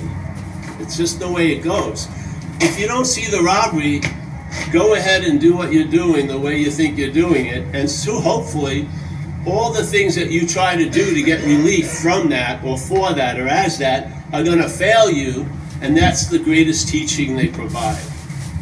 You'll realize that all the mechanisms to stabilizing getting out of it, you can get out of it with a huge shot of cocaine for about 30 seconds or a minute or two. You can get out of it in an ecstatic state, but then suddenly, as the ecstatic state is there, the mental state will arise and claim to be the one that's having the ecstasy.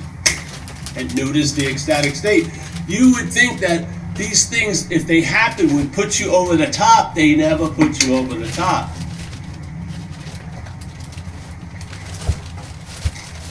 People have incredible spiritual experiences that find no traction whatsoever.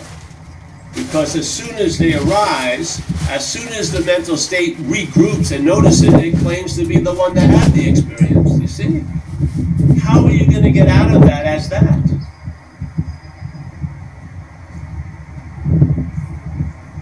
The system can recognize the irritability, restlessness, discontent, but it can't recognize the source of it because it's identified as the system. Yeah? Its source code is not going to let it go to that answer. It's life-threatening. That which you're taking yourself to be is protected and defended as if it was you, as if it is you, because it's convinced us it's us.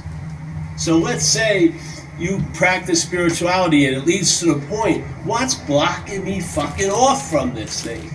And suddenly it all comes back to you, let's say, and then you realize, Jesus Christ, I'm the biggest deterrent for me to get to where I want to go. So all right, so now it becomes this.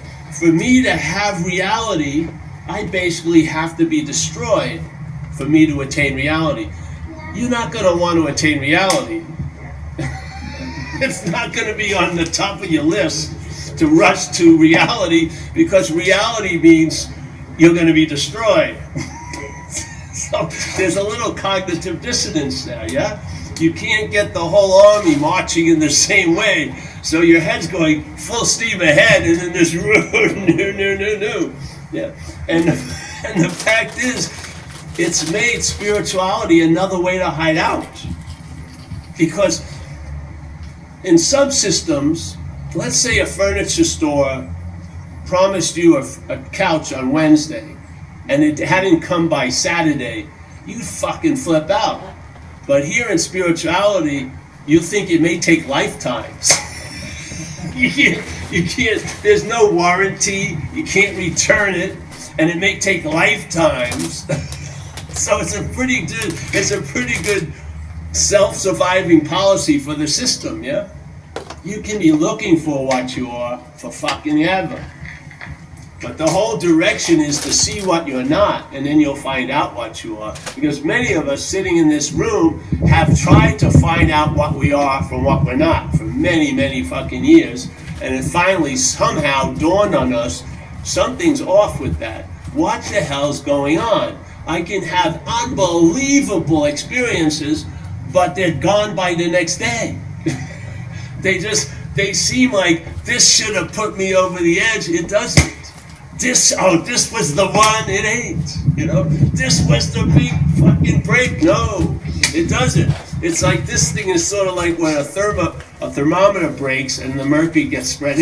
You go, what? How? If that couldn't blow it apart, I don't know what can. Yeah, because.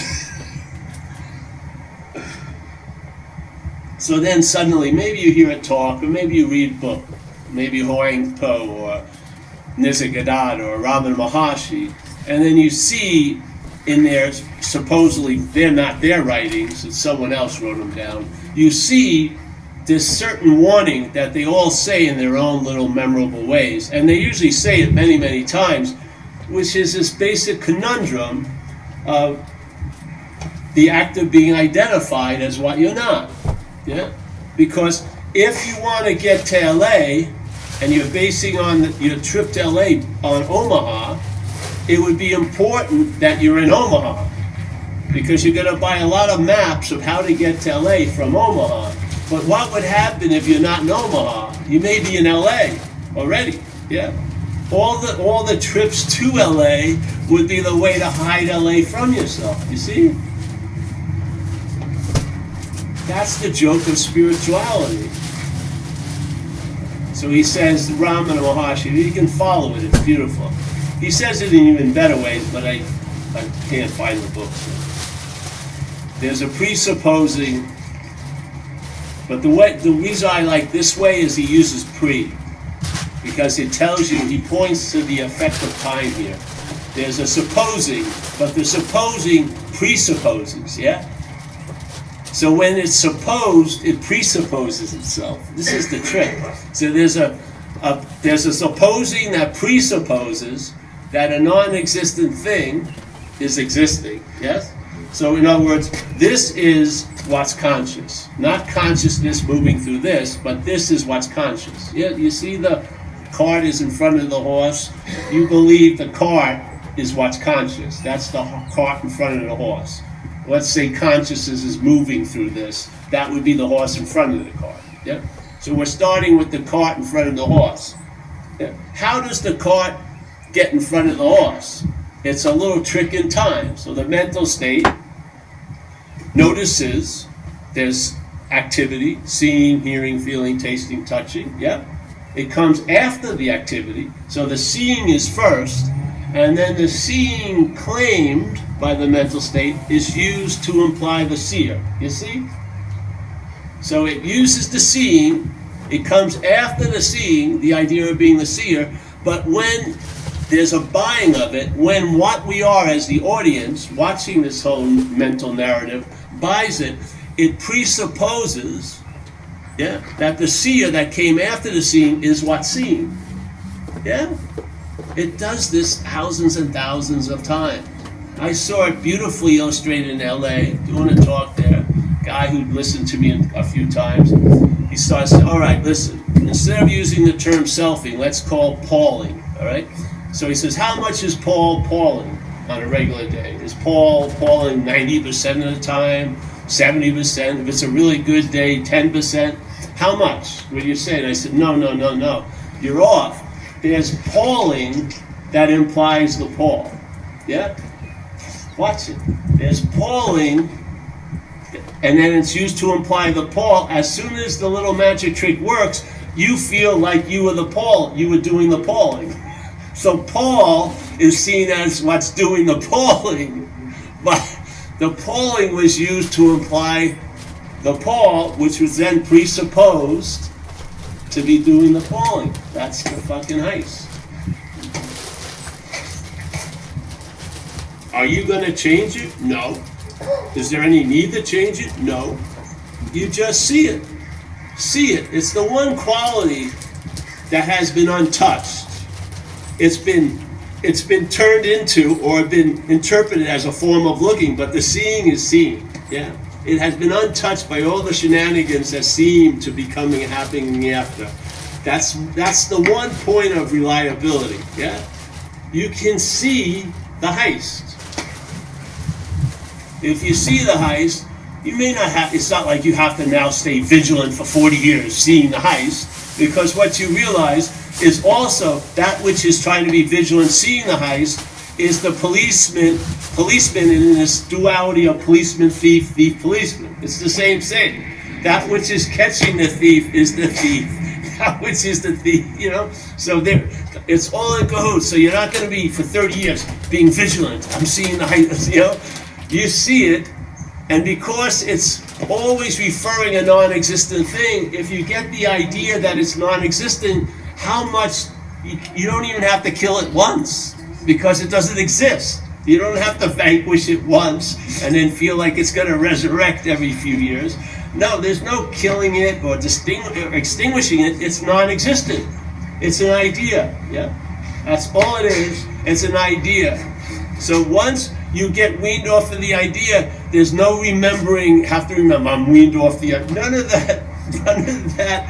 There's no, plan of maintenance. There's no manual of how you're going to maintain, because the condition you are isn't maintained. It's inherent. Yeah? Now, if you still feel this is important to fucking domesticate or fucking culturize it, then go ahead. But the fact is, that which you are doesn't need any work. It doesn't. All it needs, it doesn't need anything. Here, basically, if it has the tiniest of access, it will produce an incredible effect that this thing and all its shenanigans could never produce, which is a stabilized traveling lighter through what life has to offer. Not a grand thing of, it's going to be great from now on, nothing's ever going to happen to me, I'll have new knees every week and fucking 50 cars. No, things will be just as they are, but you realize you're traveling lighter over them. And it's so obvious you had no role in producing that, because you've been trying to produce the traveling lighter for fucking 30, 50, 60 years, and now it seems to have just bled into the stream. So the observation is so beyond the point of claiming, it's left untouched, and now you can truly relax, yes? Because the burden is not on you to allow this to be available, yeah? Paul can just be as much as Paul wants, and he ain't Paul. That's just that simple. Yeah, it doesn't he's less Paul that day and more Paul next day. All the less and more, all the close and far, they're just like moving your hands in darkness with a little tail of light. It's just all made up. Nothing. What you are hasn't moved an inch. It's everywhere. It can't be disturbed by what's not happening. But I want to see it. I want it to appear as Paul. Well, it ain't. Paul is a Toyota, not a chariot to the gods. Yeah, it's fucking not the perfect, full physical embodiment of fucking no thing. That's not available. Yeah, this is just a body. It's seemingly of time. You get a break from it every night. You go to sleep. Yes? I mean, what more do you want? Seriously. Being the center of the universe spins pretty well without you 1/3 of the time, because you're asleep at least 7 or 8 hours a day. So you're not an integral part in the whole event. Yeah? You're like an irrelevant appendage, in a sense. Never really been even used. It's just dangling there with a sense of being all important. So once I had this seeing this, it gave me eyes to see it being said in these men's teachings. It could be women's also. It could be no one. But Hoang Po and Ramana and Nisargadatta. And basically, it was like, it turned out to be the last answer because it's before any answers, really. Non-duality isn't something that shows up in duality.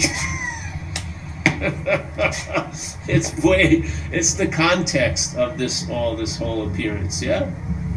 Non-duality is like the sky, and let's say all the duality movements are like the clouds that appear, yeah? They come and go, but they actually leave no effect on the sky. That's what we are like. That's what non-duality is. It's nothing. It is what it is, and it's indescribable, cannot understand it. So people who are trying to point to that and trying to cause you to have an understanding is that, I don't think it goes well that way. I think what you need an understanding of is what you're not. Because you may be falling into the act of being identified as what you're not. And the only correction you need is, I'm not that. And then you'll find out what you are. But if you keep trying to know what you are, or keep trying to get to LA, based on that you're leaving from Omaha, you're never going to arrive at LA. And that's what you're waiting for. You want the experience of arrival. Being that which you're looking for, there's no experience of arrival. You've never left.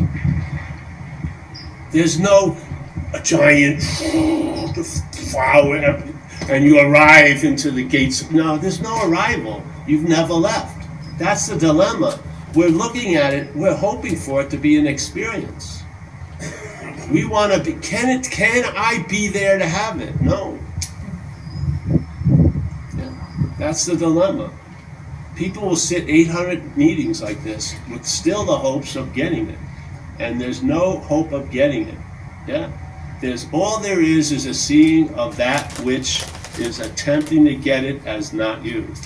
Yeah? All the getting of it means so much to what you're not.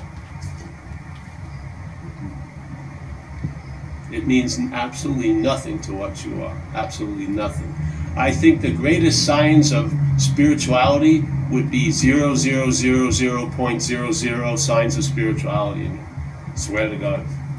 I think the complete success of spirituality when you don't have a spiritual bone in your body left. Really. There's just been an acceptance of how things seem to be, and in totally being here, that's the way you're out. Yeah. And you can't try to be here to get out. That won't work. You find yourself somewhere.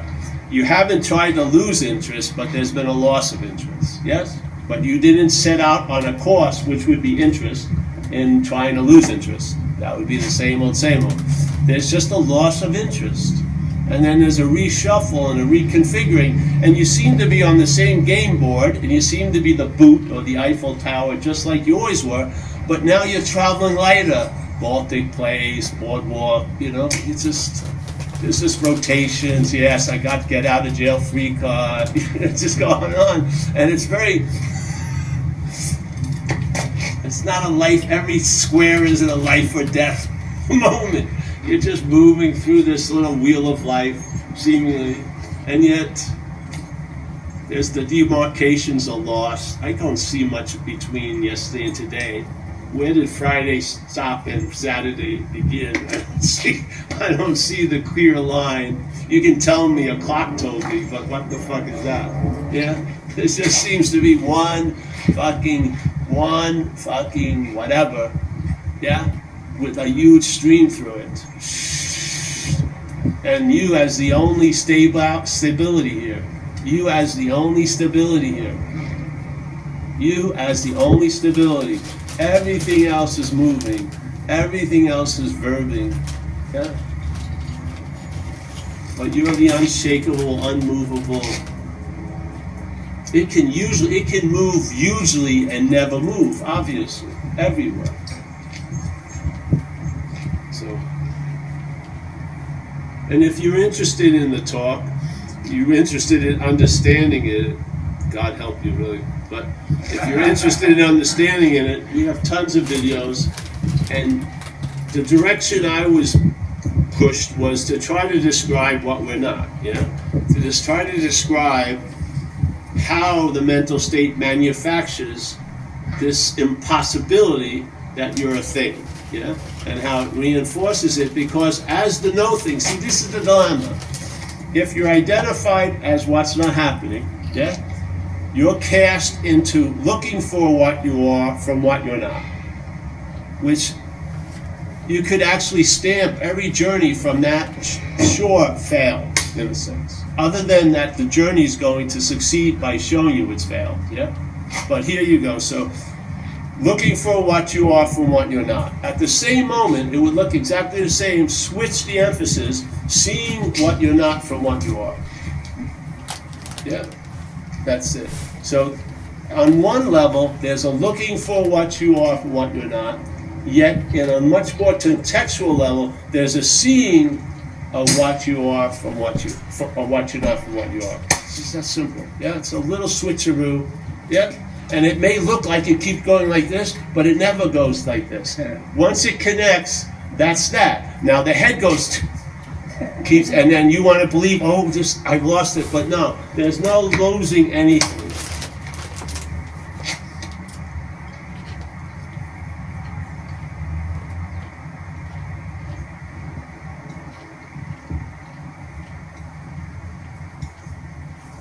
So yes, to understand what you are is impossible. To know what you are is impossible. To experience what you are is impossible. To know what you're not is possible. To study what you're not is possible. To experience, you're always experiencing what you're not, yes? And when you realize that you cannot be known, experienced, understood, you'll realize by knowing, experiencing, and understanding what you're not, that you are being what you are every moment of seeing. That's what you are. You're the seeing of what you're not. Okay?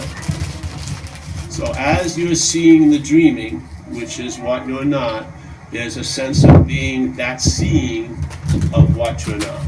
Yeah?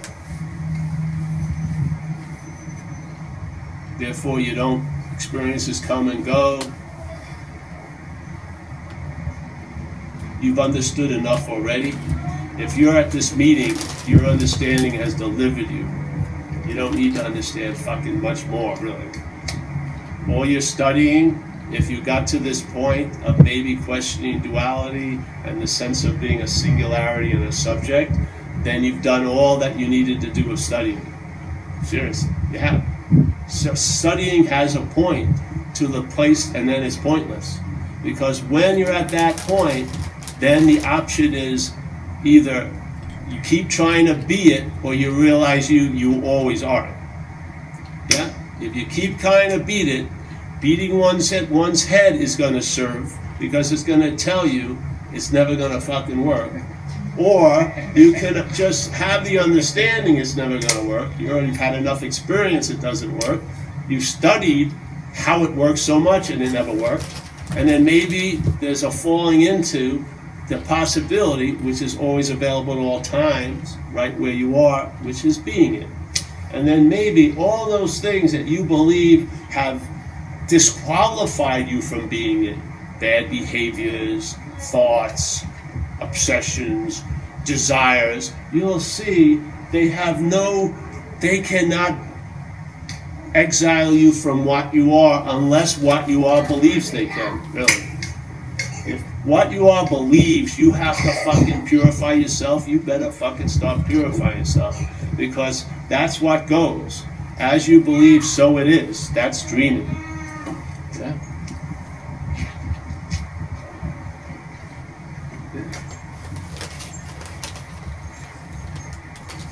So keep it short and sweet, yes. But if you're interested in this, look into the videos. They'll describe everything. The best of me is in the videos, pretty much. Because the lack of interest I have coming here, if you watch 80 videos, it has built up to an interest. So 80 times I've come here, something has been drawn out that's value. And there is a basic working understanding there. Yeah. And I'll tell you, sometimes, like if you can fly, but you don't believe you have wings yet, it's nice if you have a perch of understanding. It may make the possibility a little more attractive, yeah? That you'll take that little leap, yeah? Because there is no leap at all. But, you know what I mean? Here, fuck no way. But with an understanding, all right, I feel like, yeah. And then, yeah. Any questions? I was going to say, I like your example about following the guide. Yeah? There's also the assumption of the block of time, besides the assumption of there's a fall falling. So The block of time. yeah, so it's like you can't help but think that because well, you've already defined the block of time, like you were saying. Oh, yes, yeah. So you can't not have that answer to that question if you're assuming that's there. Well, see, a lot of questions are the best fucking illustrations of what I'm attempting to say, yeah? Because everyone, if they hear this, they go, call me, they used to, and they go, oh, Paul, I've been selfing all day. And I said, that's not it. Or, the selfing has been driving me crazy. That's not it. You see? The selfing comes before the Paul. The Paul is presupposed, and suddenly the Paul is the claiming of the selfing somehow. Either claiming it's fucking Paul or Paul's doing it. You see? That movement is reproduced zillions of times all day. See, if you entertain something truly impossible, the only way it could seem to be possible is through time. Yeah?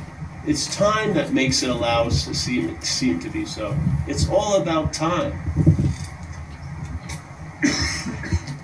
If you were suggested once, if you heard the suggestion, you're a thing, as no thing, it wouldn't take any effect. But let's say there's a hearing of it thousands of times every day in this little stretching out in time, then suddenly that seems impossible seems to be very possible. That you're separate, that you're lacking, that you're an action figure that's going to come and go, that you're the doer of what's being done, you're the feeler of what's being felt, you're the thinker, you're the haver, you're the loser. You basically have a lot to do with everything that's fucking happening. Yeah. But if you heard it once, as no thing, what the fuck? Yeah. I have probably interesting what we talked about before with being an actor, a healer, and a doer. And you mentioned before, just now, about basically you put some time on rather for you about thousands of actions that happen, and somehow those actions either block who you are, or then pass over and light shining who you are. How does time, in your opinion, metaphysically-wise, unravel to make some like collective consciousness? Like, well, in the Buddhist sense, what is a collective consciousness? Well, I'm not coming from the Buddhist sense, really. Okay. So I don't know. I don't believe there's collective consciousness because I don't think there's uncollected consciousness. Interesting. You know what I mean? I don't think collective consciousness has gotten uncollected and now is getting collected again. I don't believe it. I believe this is a dream. This is dreaming. I don't believe anything has come to pass here at all, to tell you the truth. I really don't. I don't believe, no matter how much there's been happening, nothing ever really happened here. It's just like at night. You at night it's as real can be while you're in it.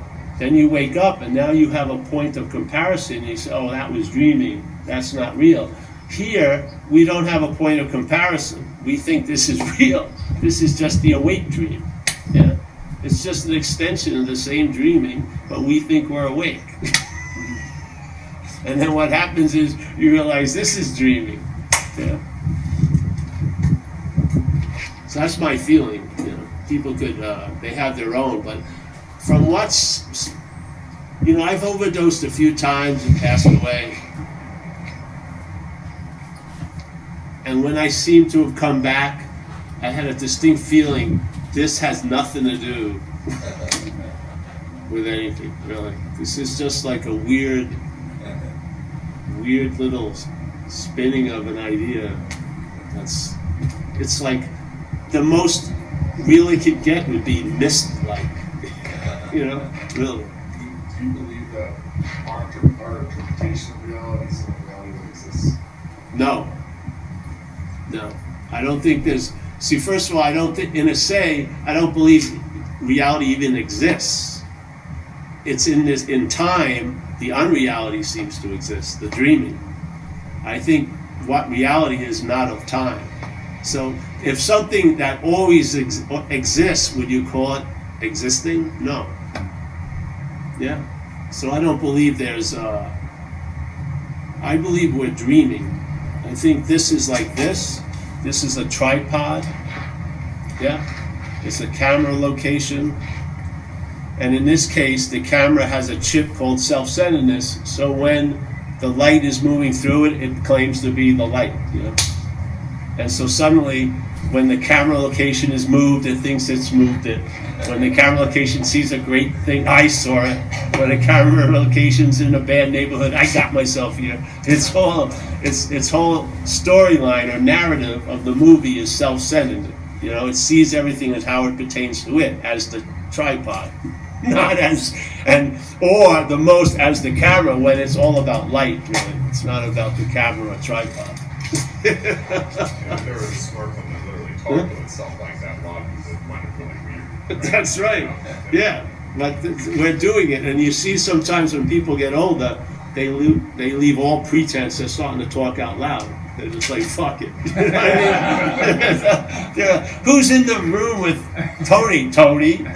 They're just like yapping, because this thing is playing to an audience. Yeah, you have to admit it's like a one-sided costume. Yeah, it's all to the audience. They don't even have a full costume. It's just it's all playing to us. When you look down at yourself, you see that you're exactly. You see you're part of the yes, exactly. So it's all playing to what we are. And in AA we talked about this acronym of FEAR, false evidence appearing real. Well, that to me is what's happening all day. The mental state is introducing false evidence, like it's going to be a terrible day, or you're a fucking loser, you're never going to be loved, all these things that have no basis in evidence, it's all made up. Yeah? So there's false evidence, but the false evidence, this is the magic place. The false evidence, somehow, some ingredient comes into it where it appears to be real. That's us. Yeah? We're the ingredient that can allow false evidence to appear to be real. Now, I believe for something to appear to be real, it would have to appear to be real to what's real. Yeah? For something to appear to be real, it would have to appear to be real to what's real. It can't.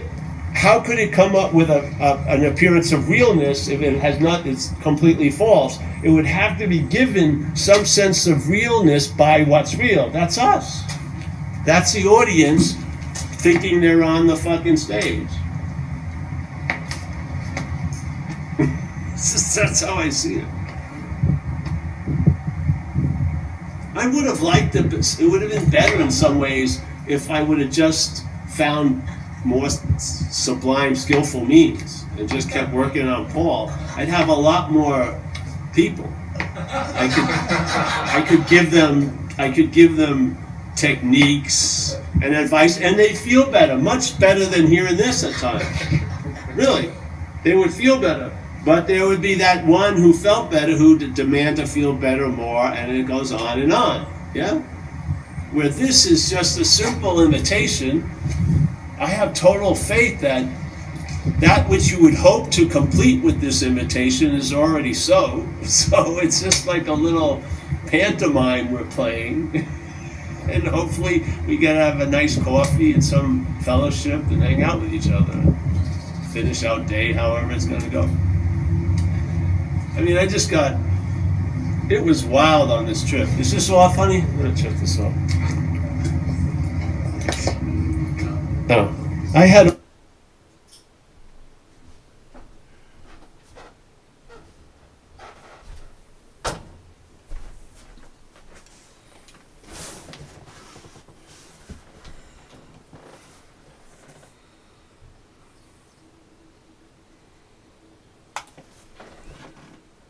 Okay, well, all right. Whilst that was playing there, I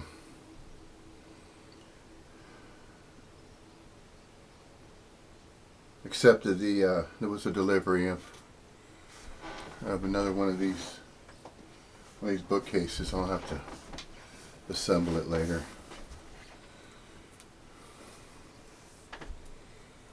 Well, so you see, there really isn't much more to say about the message of non-duality, is there? There's not a whole lot more to say. It can be stated in various ways, using a different language and using different descriptive type of words, but there isn't not a whole lot to say about it. Now, there is a whole lot to say about what we're not, as Paul Hederman had mentioned earlier in the satsang that we just went over. And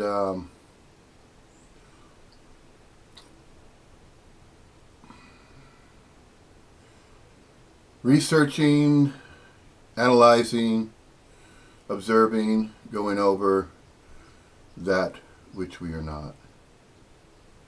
And that which we are not is simply the manifestation of an appearance with absolutely everything. And this setup wasn't purposely set up as though there was some type of entity that made a decision somewhere in the universe and said, this is how it should be upon every Earth-like planet throughout the infinite universe. Now, the manner by which all that is and all that is not, that this is and is not knowable. It's just not known. How can anything be something and not something? How can we be what we are not and what we are at the same time? So that which we are not is the human corporeal manifestation appearance. This is what we're not. What we are is from the void, or from no thing, out of nowhere. That's what we are, as the essence. And can an essence exist upon nowhere, nothing, from that which is unobservable? Can there be existentialism there? Nobody knows. And even if it were known, how can unknowing be demonstrated from that which is not even known? In other words, there are no knowers for anything to be known. This is why knowledge is not necessary for beingness to be inherently on, as Paul Hederman also mentioned earlier. Inherently on. We can know and understand and talk about what we're not, but we cannot know, we cannot see that which we are. So it's a switch, in a sense. And once it dawns on that which we are not, which is simply a human corporeal manifestation, and it's once that recognition is there, then all you can do is just simply laugh at all the rest that apparently appears to go on after some point. It appeared as though there was a point. The falling away, the collapse, of the me, the collapse of the self-identification, of the self-conjured self. When all that was just dropped and given up. It didn't even die, it just dissipated, just disappeared. Because it never was there. So if it was conjured, then that conjuring is going to disappear anyway. It's just likened to, there's so many metaphors to use. It's just likened to a fictional story, or say smoke. If something's burning and then smoke is emitted and then the smoke dissipates, where did it go? I don't see the smoke anymore. Where did it go? See?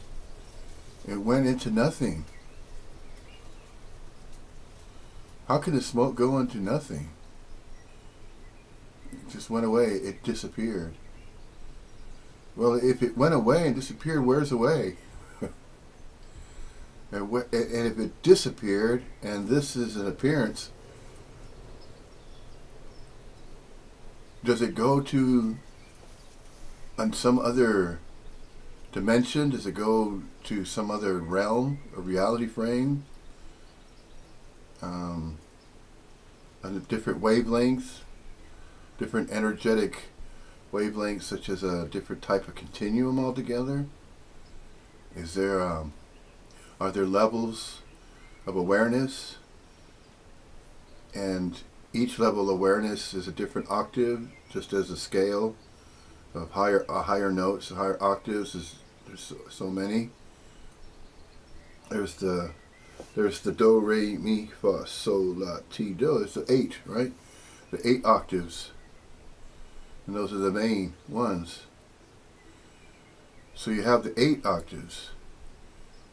So, in a sense, there could be a lot of symbology behind that, the symbolic meaning or representation behind 8. There's 8 octaves of resonance, and if you take the figure 8 and you put it on its side, then what do you have? The Alpha and Omega, the beginning and the end. No beginning, no end. Infinitude, no complexification. The infinite universe. That which we are not apparently appears to function and recognize finiteness. That's why beingness does not need to be known. There's no requirement. To be doesn't have to be known. And nothing needs to be done for there to be beingness, and that's the inherent state, the inherent onness of beingness. That's the ultimate self-realization right there. That's once that is self-realized, there's nothing else that the body-mind will want to entertain ever again. It won't want to refer to this ever again. It will lose interest. Spiritual teachings, all that sort of thing. It's going to lose interest in all that. Why? Because it is so it is so into the beingness. It's already busy in that, and then once it recognizes that, everything else doesn't matter. Because it never did to begin with. Nothing else matters. Nothing else ever did. If you're already being, you're mingling with absolutely everything that arises of its own accord and volition. You've been that way all along. You've been doing that all along. So there's really nothing else to say about that.